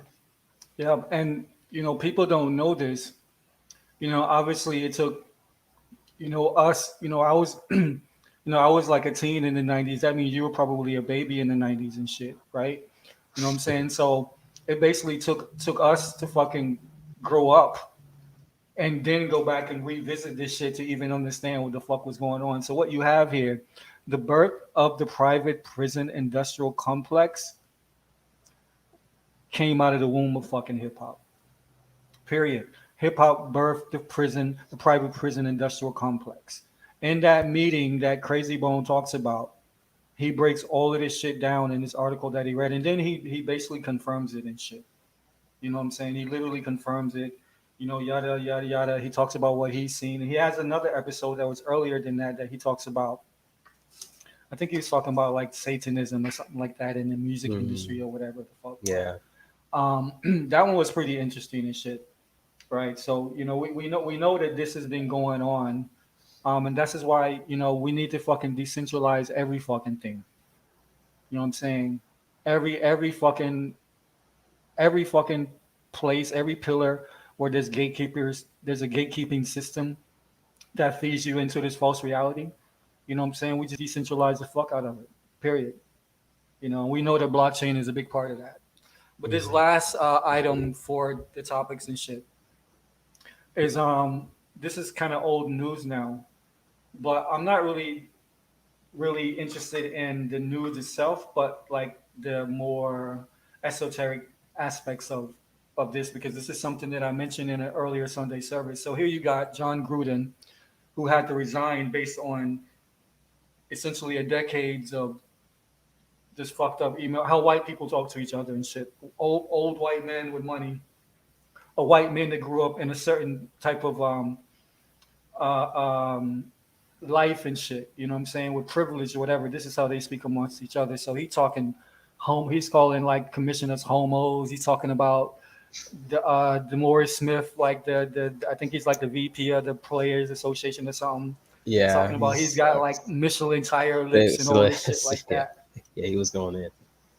And it's funny because how this, he tried to like sidestep this shit. He came out with his initial fucking, I'm not that guy, and anybody who knows me, I love it, blah blah blah. And then by Monday, that nigga was gone. You know what I'm saying? But yeah. what? No, go ahead. Let me hear. No, I'm interested to hear. Yeah, what you think about this? I want to hear like the whole esoteric of what you. Okay. To me, yeah. Go ahead. I'll just say this real quick. So from my perspective, I remember we were talking about this, and I'm pretty sure this was live when I was talking about this age that we're in right now, which is the age of Aquarius, right? Which is the age of knowing, the age of the water bearer. So this particular age has everything to do with astrology, of course. And Aquarius is about knowing everything about everything. Aquarians are not really interested in one particular thing, but they're interested in everything. And it has to be absolute truth. You know what I'm saying? That's like their quest. So this is the energy that is upon us right now. And I think I remember saying in that episode that all things done in the dark will come to light in this age of Aquarius, because you can no longer hide behind the curtain. This is why these type things keep happening.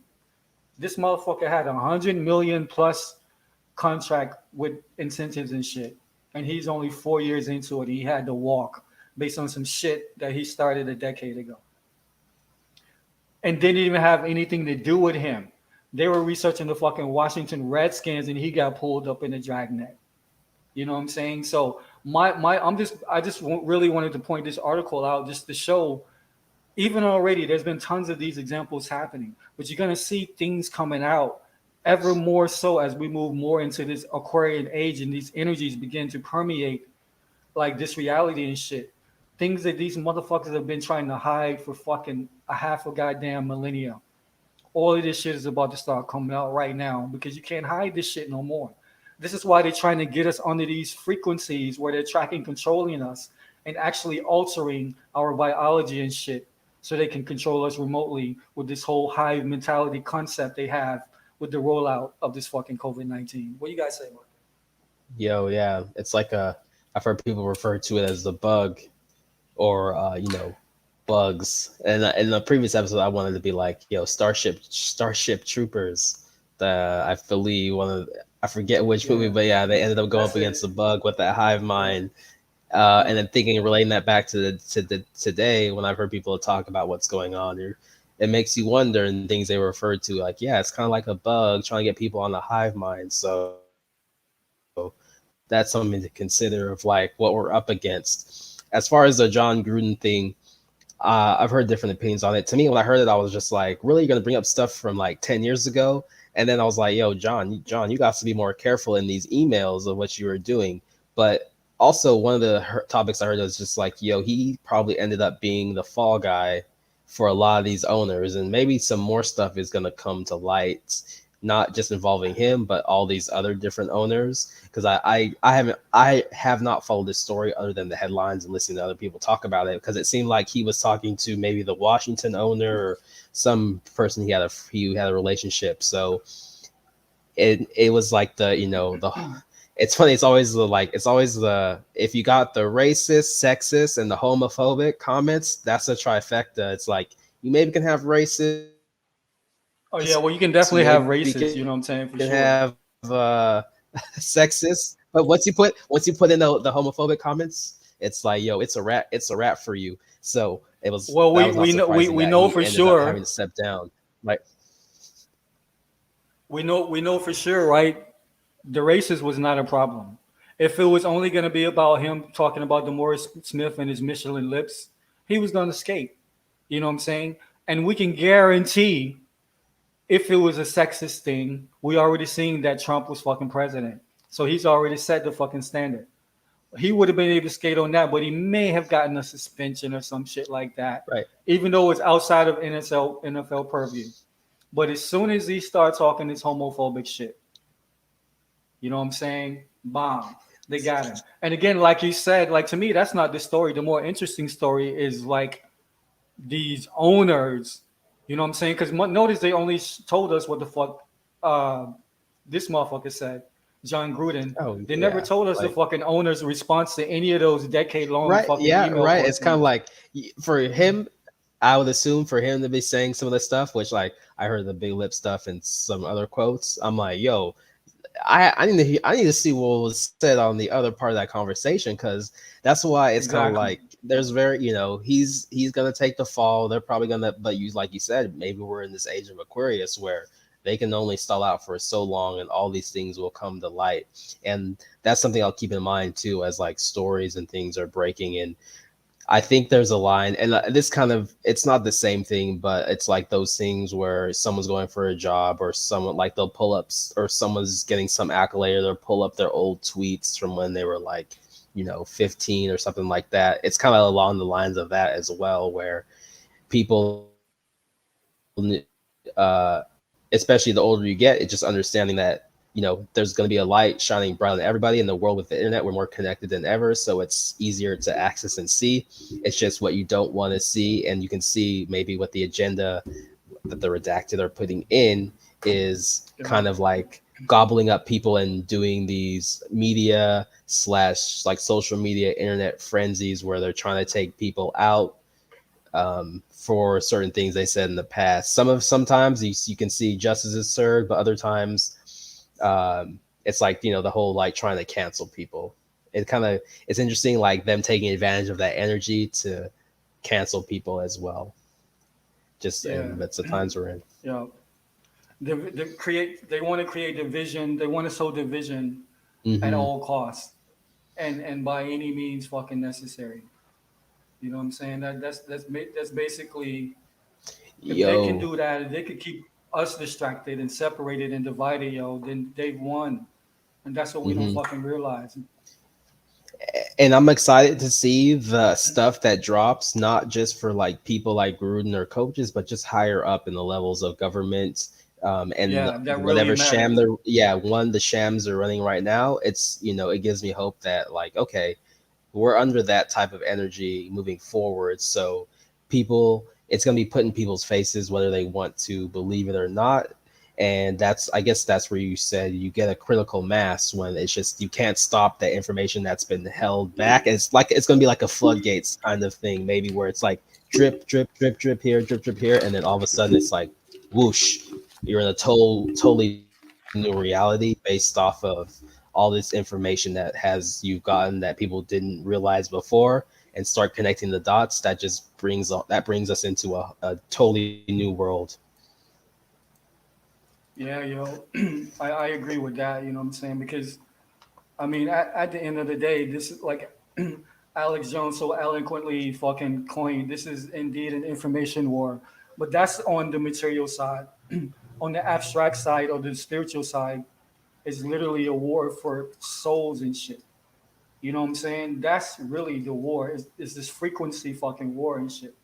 You know what I'm saying? Where if they can take you away, if they can distract you and keep you in this illusion that everybody has rights to do whatever the fuck they want, and we can do this and do that, and let's let everybody be free. That is the degradation of society and shit. You know what I'm saying? Like, that is the degradation of society, because how can you build a society when the very principles that the society is founded on are fucking poisoned and tainted and shit? Mm-hmm. You know what I'm saying? Agree. But this is interesting and shit, because we've been going for exactly 2 hours and 1 minute now, and we haven't even gotten into the fucking sermon. Yo, I had a feeling it was gonna happen today, though. But I mean, again, we just flowing with it. You know what I'm saying? I don't think we wasting any time talking no dumb shit. So fuck them. Nah. But it's really, I don't know where you at with it. I know it's what time. So it's like 8 over there, right? It's 9. We on that 9 p.m. Oh yeah, it's 9 over there. You guys are 3 hours. That's right. We can fucking do a part 2 and do the sermon like soon in the next 24, 36. You know what I'm saying? If you gotta go and shit. You know what I'm saying? I'd be down for that.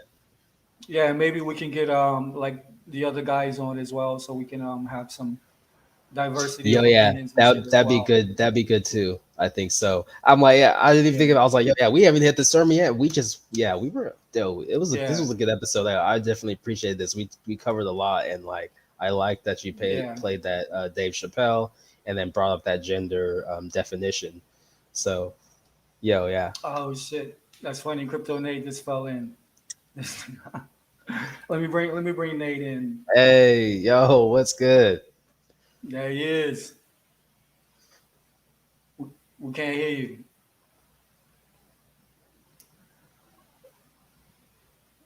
Fix your mic, son. Crypto Nate just joined us. Crypto Everybody Nate in the house. He just fixing up his audio and shit. But I just looked up. I'm like, fuck, because I looked up at an hour. I was like, okay, I think we can still get it in and shit. You know what I'm saying? Then shit got real, so we had to go. Yeah, shit got real. Yeah. Like my granny say, like the spirit move you and shit. Oh yeah, for real. I definitely caught that spirit up my spine. Like, yeah. So man, we cover like a lot of shit today. So everybody who's tuning in, we've been doing this for a month now. We're going to continue it, but we are moving over to a platform that's going to really let us not inhibit us from spreading our wings and really bringing this message to you unfiltered and unadulterated and shit. You know what I'm saying? Right now, you got Asha L and JJ Wentworth over on Crypto and Down on YouTube and on the Twitter machine. So definitely go check them out over there. What else you want to say, Ash? Yo, like I said, appreciate it. We'll definitely have to do this next 24 to 36. Everyone catch us on TikTok as well, Crypto and Down. We just launched a website, cryptoanddown.com. You can go check out our NFT collection and see that. And Yeah, I'm definitely down to collaborate more. We'll have to get Crypto Nate up in here and Cosmic Kid, and definitely have y'all on our channel. And we'll definitely talk about moving to other spaces, whether it's Odyssey or something that gives us more freedom and to do longer content, just talk about whatever. But we'll try to definitely put good engaging content and just teach people about crypto and, talk about what's going on in the world. Yeah, that's definitely for sure. Now, anyway, we'll talk about this behind the scenes, but we should do this next one or part two, because basically this is gonna have to be a part two to this one here and shit. Okay. Yeah. Yeah, just let me know whenever you're good and shit, and talk to Jan, see if we can get him as well. And I'll talk to Nate and Cosmic, because I actually had another announcement. If you're checking this out, Cosmic Kid, but I just want him to make the announcement and shit. I can give you a hint, everybody, and tell you that it's regarding the upcoming post chain and a protocol on the post chain. But I'm gonna let Cosmic Kid actually give you the details and shit. But it's gonna be some hot shit. We got Nate back. Hey, what's up, Nate? brothers? That's going what it on is. now. Crypto Nate. Yo, Crypto Nate in the house. How y'all doing? Nate, Yo. Yeah, we chilling, bro. You know how we Pretty do. good.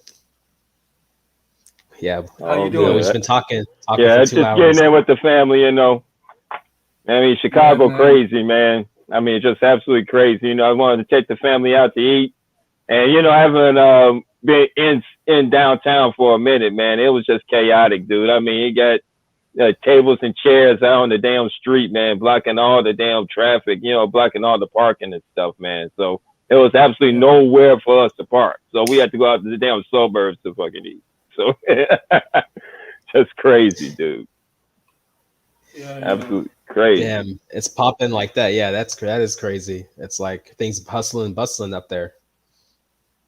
Oh yeah, it is. But the thing is, I mean, they took up all the space, with making the restaurants, got to accommodate everyone outside now instead of like inside still. And I'm like, man, what the fuck?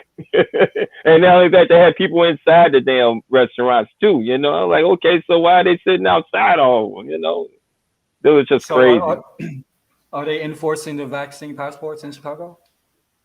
In Chicago, they're trying to do the cops and the firefighters, but they're fighting. They're actually fighting, man, because the unions actually back them here. So they're like, man, you ain't gotta disclose anything to none of these suckers. It's private information. As an employer, you're just an employee. You ain't gotta show them shit. That's basically what the unions told them. So it's a battle. It's still a battle. So it is what it is. Yeah, that's what's up, man. At least motherfuckers are fighting, yo. Like this shit it's rough, man. It's rough. Yeah, it's crazy.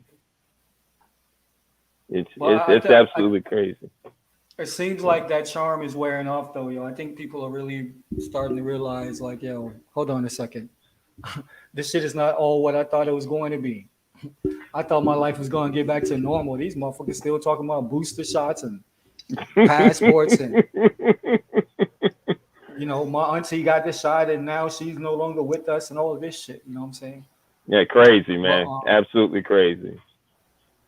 Yeah. They didn't tell them about the third shot, the fourth shot, and maybe later shot. Right. Oh, and now they got a pill in production as well and shit, yo. Yeah, like someone's going to take that shit. Yeah, okay. All right. Yeah, put in your cereal. Yeah, you'll be all right. Yeah. Just crazy, man. Yo, yeah, it's a crazy world we're living in right now. And it's like October seems like things have been picking up or heating up with the battle between the people and the governments kind of doing these mandates. So I saw in Italy and even in France, they're protesting. And I think Italy, the workers stopped working. So I'm just like, it's worldwide. So it's gonna be a crazy winter. I saw our governor down here in Texas. He said no one can do with anything with the vaccine. So I'm like, all right, well, I see you. Shout out to you, Greg. So we'll see what Yeah, goes same, down everywhere same, else. same in Florida. Same in Florida, and also they just got a new attorney general in Florida. I was mentioning this before. He's on point. He's like, yo, forget about all this bullshit, all this witch hunts.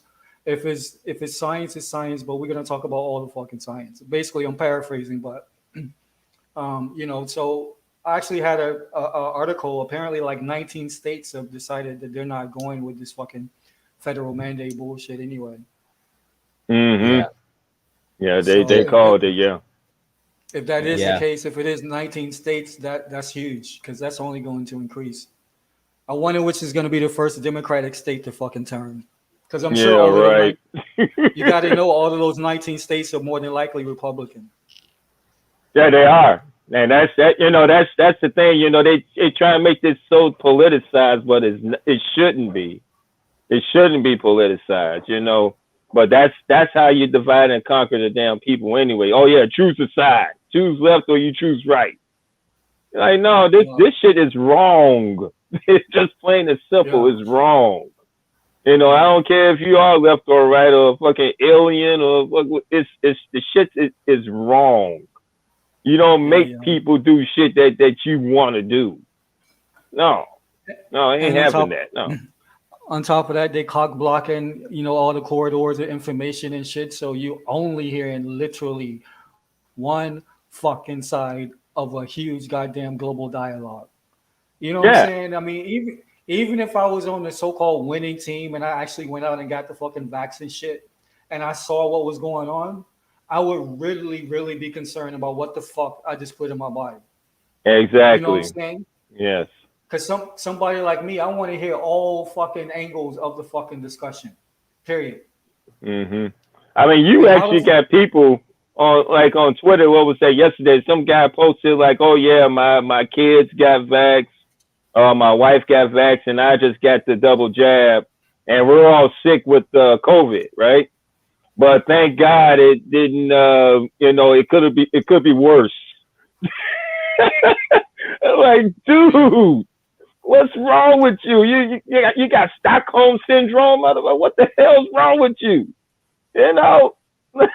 I mean, it's absolutely pathetic, dude. It's absolutely pathetic. Oh yeah, it's better that you took the damn shot. Like, dude, come on, really? Yep. That's a deep level of fucking trust. Like unearned trust, you know what I'm saying? Like how the fuck you see this shit happening to you, you still bright-eyed and bushy-tailed like your shit never happened. I don't understand that, yo. I don't see how people can be like that. I will not ever understand it. And thank God I don't, because there's absolutely no way that I would even, contemplate on, cooperating with anything like that. Anything. Yo, but Nate, we was actually Go ahead, yo. No, it's like and they keep moving the goalposts essentially on what to expect. So one day they tell you they'll throw around terms like 98% efficacy, and it's like, okay, versus what? And then now it's kind of like, oh, there's a booster, and it may take until there's like a 10th shot for a lot of people to wake up and realize, like, hey, they've been lying to me the whole time. There are definitely, I'm sure they're definitely inflating numbers and stuff, but crazy. Go ahead. The problem is a lot of people are gonna fucking fall to this shit. It's inevitable because, again, we know the masses, they can only guarantee the status quo. You know what I'm saying? Unless and this can't happen.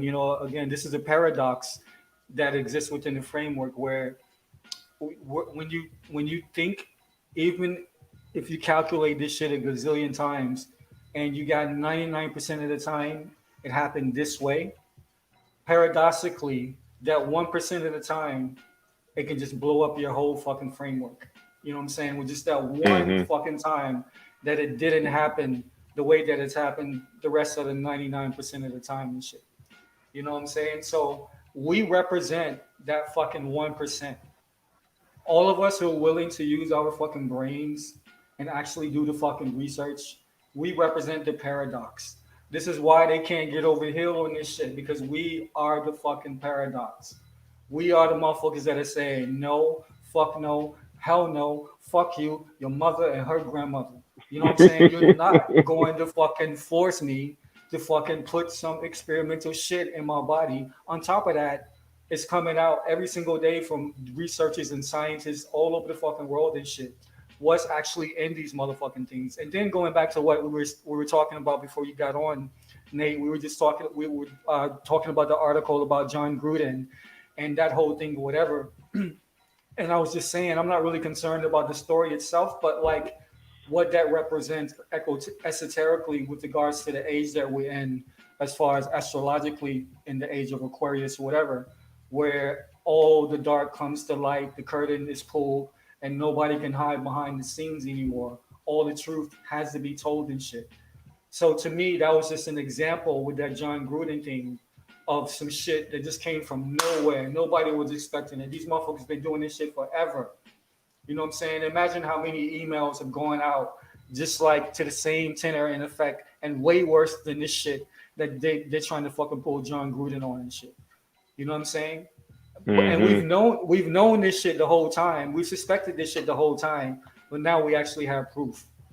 You know what I'm saying? That this is how these motherfuckers are. This is how they talk, and this is what they do behind the scenes. They have an agenda. They have a framework that they're going to uphold, regardless. Because he was against fucking the motherfuckers that was getting concussions and shit. He didn't want none of that talk, yo. He fucking just, he was the epitome of the establishment in all of his emails and shit. You know what I'm saying? And that just gave us a glaring look onto the lower level of these establishment peons and shit, like John Gruden, like Stephen A. Smith, who we actually didn't talk about today, but we're gonna get into in the next couple of days and shit or whatever.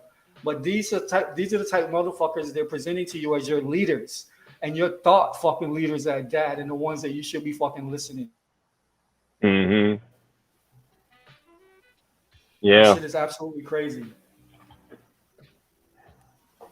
The only thing we could do, bro, is keep your mind free. That's about the freest thing you have, bro. I always tell folks, keep your mind free, because that's the only way you go deal and adapt with, against all this bullshit that's just everywhere. I mean, they just coming from everywhere. And like you said, it's just one direction with them. Like, hey, listen to us. That's it. Don't listen to nothing else. And that alone should tell you that something's fucked up. Like, well, what about the other scientists? What about this other opinion, that opinion? This ain't no one size fit all thing. Vaccines ain't ever a one size fit all thing. What's going on? No, all you hear is good. It's going to grow your hair. It's going to help you do this and take care of you to do that. Well, it's the total opposite. Come to find out, it really is. And I just feel for the people who actually fell for the okie doke. That's the thing. Yeah, and they're in the generations of their seeds and shit. For real. Yeah, they're the seeds. And dude, did you see the Twitter post that just posted? The damn zoo, I think in Tampa, they injecting them with the shit. They fucking injecting them with the shit, dude. Talk about, so they could stop spreading COVID. Like, the damn skunk told you it had COVID. I mean, you about to inject the damn skunk with it. You talk about, this is going to prevent the skunk from spreading COVID. Like, yeah, that's what it is now. But that just goes back to this whole, the grand scheme of thing, where this is a frequency fucking war. This is a war for your motherfucking soul, your very soul. Understand that shit. This is what this shit boils down to. Either you're gonna go the route of this transhumanism and trans every fucking thing else, you know what I'm saying? And we've already had that conversation or whatever, or you're gonna go the route of fucking nature. This is the fucking crossroads that we're at right now and shit. You can, and it's so funny to me that all these fucking religious people, you know what I'm saying? Do you read your fucking holy book? You know what I'm saying? Do you understand that this is textbook definition of the fucking Armageddon? You know what I'm saying? Like this shit that's like popping off right now. This is like the tech. This is the shit that your fucking holy book's been warning you against, and we're living it. You know what I'm saying? And you motherfuckers are acting like everything is business as usual. That's what I can't really understand. Yeah. And they standing in line, dude. They in church. You know, like, oh, you should take care of yourself and take this. You don't even know what this is. No. Yeah. Oh, but trust the science. Trust the science. Oh yeah, So, not God, but trust the science. Yeah. One of my scientists. yeah. Well, I tell you. We're gonna bring in the science. But I was gonna say, we've been on for like over 2 hours and shit, so we're just closing it out. But I'm glad you came on so we could get that little last energy in and shit. But before we go, this is basically part one of a Sunday service. This is how hard we hit them today, Nate. We didn't even get to the sermon, son. You know what I'm saying? We didn't even pass around the collection plate, dog. Yo, we didn't even. We didn't even get there, dude. We was too busy fucking like breaking it down before we even got there. But this topic is very important, so we will finish this up on a part two. By the way, Nate, the name of this one was Stephen A. Smith, The Astrology of a Sellout. Oh You know what yeah. I'm saying? Mhm. So, bro, we didn't even get a chance to touch the topic, like at all. You know what I'm saying? We was going in hard. So like we was just talking before you came in that we was gonna try to get all you guys on in the next day or two so we can actually go in and on this topic together so we can get like a bunch of different perspectives on this fucking nonsense. That not only Stephen A, you know what I'm saying, but we're just focusing on Stephen A because, you know, he's going in on motherfuckers that look like him and came from the same fucking struggle that he came from, and he acting like he don't know no better. And there's a reason for that. So we're gonna get into that, and we're gonna, you know, deconstruct that whole mentality and all of these little Stephen A. Smiths of the world and shit and what they represent. Also, we're gonna also have Crypto Kid on with us next time as well. He's doing some good things. I just found this out like right before we came on, but he's working on a protocol regarding NFTs on Postchain. Oh, that's You know what I'm saying? badass. Like, so I don't know who he's working with. I didn't really want to get too much into it because I don't want to fucking you know what I'm saying, like give you the punchline, you know, when I'm sitting out there in the audience and shit or whatever. But I just want people to know, to bring it back around to why we're all here and shit is because of not just crypto, but specifically Hex, which led us, you know, which birthed Postchain or whatever. You know what I'm saying? So I know Asher L and Jams are heavy in the NFTs, and I'm assuming Nate as well, based on a lot of the art that I see you every time you do a post and shit or whatever. You know what I'm saying? So these guys are working on a protocol which basically is going to be like a open sea on top of Postchain, right? So That's badass. That's I'm not good. quite sure. I'm not quite sure if it's actually active now, where you can go play with it on the test net. That's what I was trying to get at. But anyway, this is a faucet for Postchain for anybody who don't know. Like this, Postchain is in test net phase right now. So if you want to go, really the only thing that we can do until like some of these protocols come out and let us in the door to play with some of their shit, we can basically just send and receive transactions, whatever fuck. But again, you see how fast it is for one, and you see how fucking cheap it is. You know what I'm saying? Like this shit is like 20th of a penny type shit. So for 5 transactions, you can do 5 transactions on Postchain for a fucking penny and some change. Once this shit goes live, right? So Postchain is going to be hopping. This website that they're developing right now is howtopulse.com. This is going to give you like the full deal on everybody who wants to know about Postchain, where it is, what it is, how to get in it, like what's all going to be on the platform, you know what I'm saying, and just that whole Post world and shit like that. So I know we're fucking all excited, like the 3 brothers sitting here, because we're all, I would say, adequately invested in this Postchain network and shit. So yeah, we got a lot to look forward to, fellas. Yes, we do. Yes, we do. Yes. I definitely agree with that. You know, what's tripped out is that, you know, this last sell-off, it goes to show you the ignorance of the investor, man. They don't understand what's coming. they absolutely don't understand what's coming. There's absolutely no, to me, there was no reason for that sell-off if someone actually knew what was actually coming, and especially the amount that they did sell. But hey, it is what it is. I just been hearing the scuttlebutt. I heard that, you know, some well liquidated, but I haven't checked the blockchain and nothing like that. I think it was a shark at first, and then or a dolphin or something like that. But I mean, it wasn't even well status. Damn, that's crazy. So it was somebody who really couldn't actually afford to do that shit, probably in the grand scheme of things. I'm going to think about that shit probably in another month or two and be crying. Oh, they're gonna be crying their ass off, man. I can't wait. I can't wait, dude. Woo, boy, that's to rub it in. I mean, just to be balanced and shit, you know what I'm saying? We actually don't know. These people could have needed these funds, you know, whatever the fuck, you know what I'm saying, or whatever and shit, you know. But even if they did, you know what I'm saying, and they use them wisely or whatever, you know, when you look at something like Hex, and if you're a dolphin or a shark and you have those type numbers, you understand how this product works, I'm assuming, you know what I'm saying? So if you had to fucking use them shits, then all more power to you. It's probably not gonna hurt you as much. But if you just pull them shit off to grab like some toy or, you know, do some fancy whim shit, then you're probably gonna be hating yourself by the end of the year for sure. Yeah. I have a feeling they've been chasing this pump though, man. This Bitcoin pump. So I think that's what's been happening too. This Bitcoin and Shiba shit. So you know. Shiba's been pumping as well. True.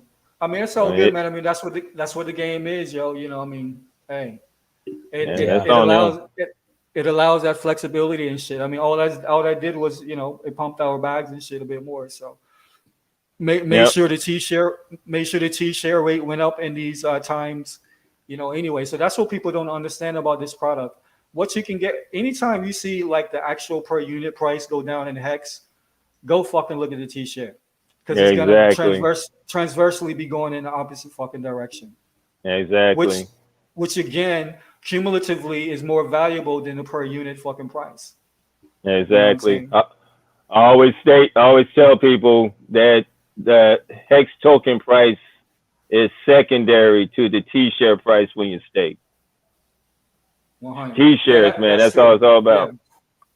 Yeah, that's the addendum. You have to stake. I didn't include that, but yeah, if you're staking, yes, that's the way it works. Then you're more concerned about your T share value and the price. Yeah, sure. But yo, man, Nate, Crypto Nate, let me just let me see if let me just give everybody real quick. I'm just gonna share this. Bong bong. So yeah, again, everybody, this has been your Sunday service. This has definitely been the longest Sunday service that we did. Asher L, appreciate you holding it down with me, my brother. Nate, Crypto Nate, appreciate you coming in and breaking bread. But if you want to get a hold of Crypto Nate, he's been on fire shit for like a month. Nate's been blazing fools on Twitter. Every time I turn around, it looks like yo. Yeah. Definitely go check out Crypto Nate on Twitter. You know what I'm saying? Because you know, we all need that love. And also go check out my brothers Crypto and Down on Twitter as well. And you can also go check them out on your fucking YouTube. Give everybody your Twitter handle and where we can reach you at on YouTube. Asher L. Yo, yeah, check us out, Crypto and Down on YouTube. If we don't show up, just filter by channels and we should pop up. And also too, you can follow me on Twitter at Asher L. But the E at the end is a 3. The E and L is a 3. So that's Asher L with a 3 as the last E. Yeah, we'll put all this in the description as well anyway. Yeah. So you guys definitely make sure you represent, come follow the brothers. And again, I'm at Black Dot Chronicles, Sun Cipher, but you can't really, I'm there now, but I'm basically banned until the new year. So my brothers have done what any brothers would do. You know what I'm saying? They've invited me onto their platform of Crypto and Down. So you will see me breaking bread with Asher L and JJ in the future. But if you guys want to go check out some of the material over the Black Dot Chronicles, Yeah, Nate. Love to get you on too, Nate, for sure. All right, man. Hey, just hook me up on Twitter. Yes, DM me straight up. Bet. Hell yeah. That's what's up. Cool. All right, my brother. So again, another lovely Sunday. Asher L, we'll link up tomorrow, man. Decide we're gonna do this part 2 of this joint, and we'll keep it moving. Cool. For sure. All right, brothers. You guys take it light. All right, Enjoy the rest brothers. of your weekend. All right, take it Y'all light. stay up. Hex on. Hex on. All day.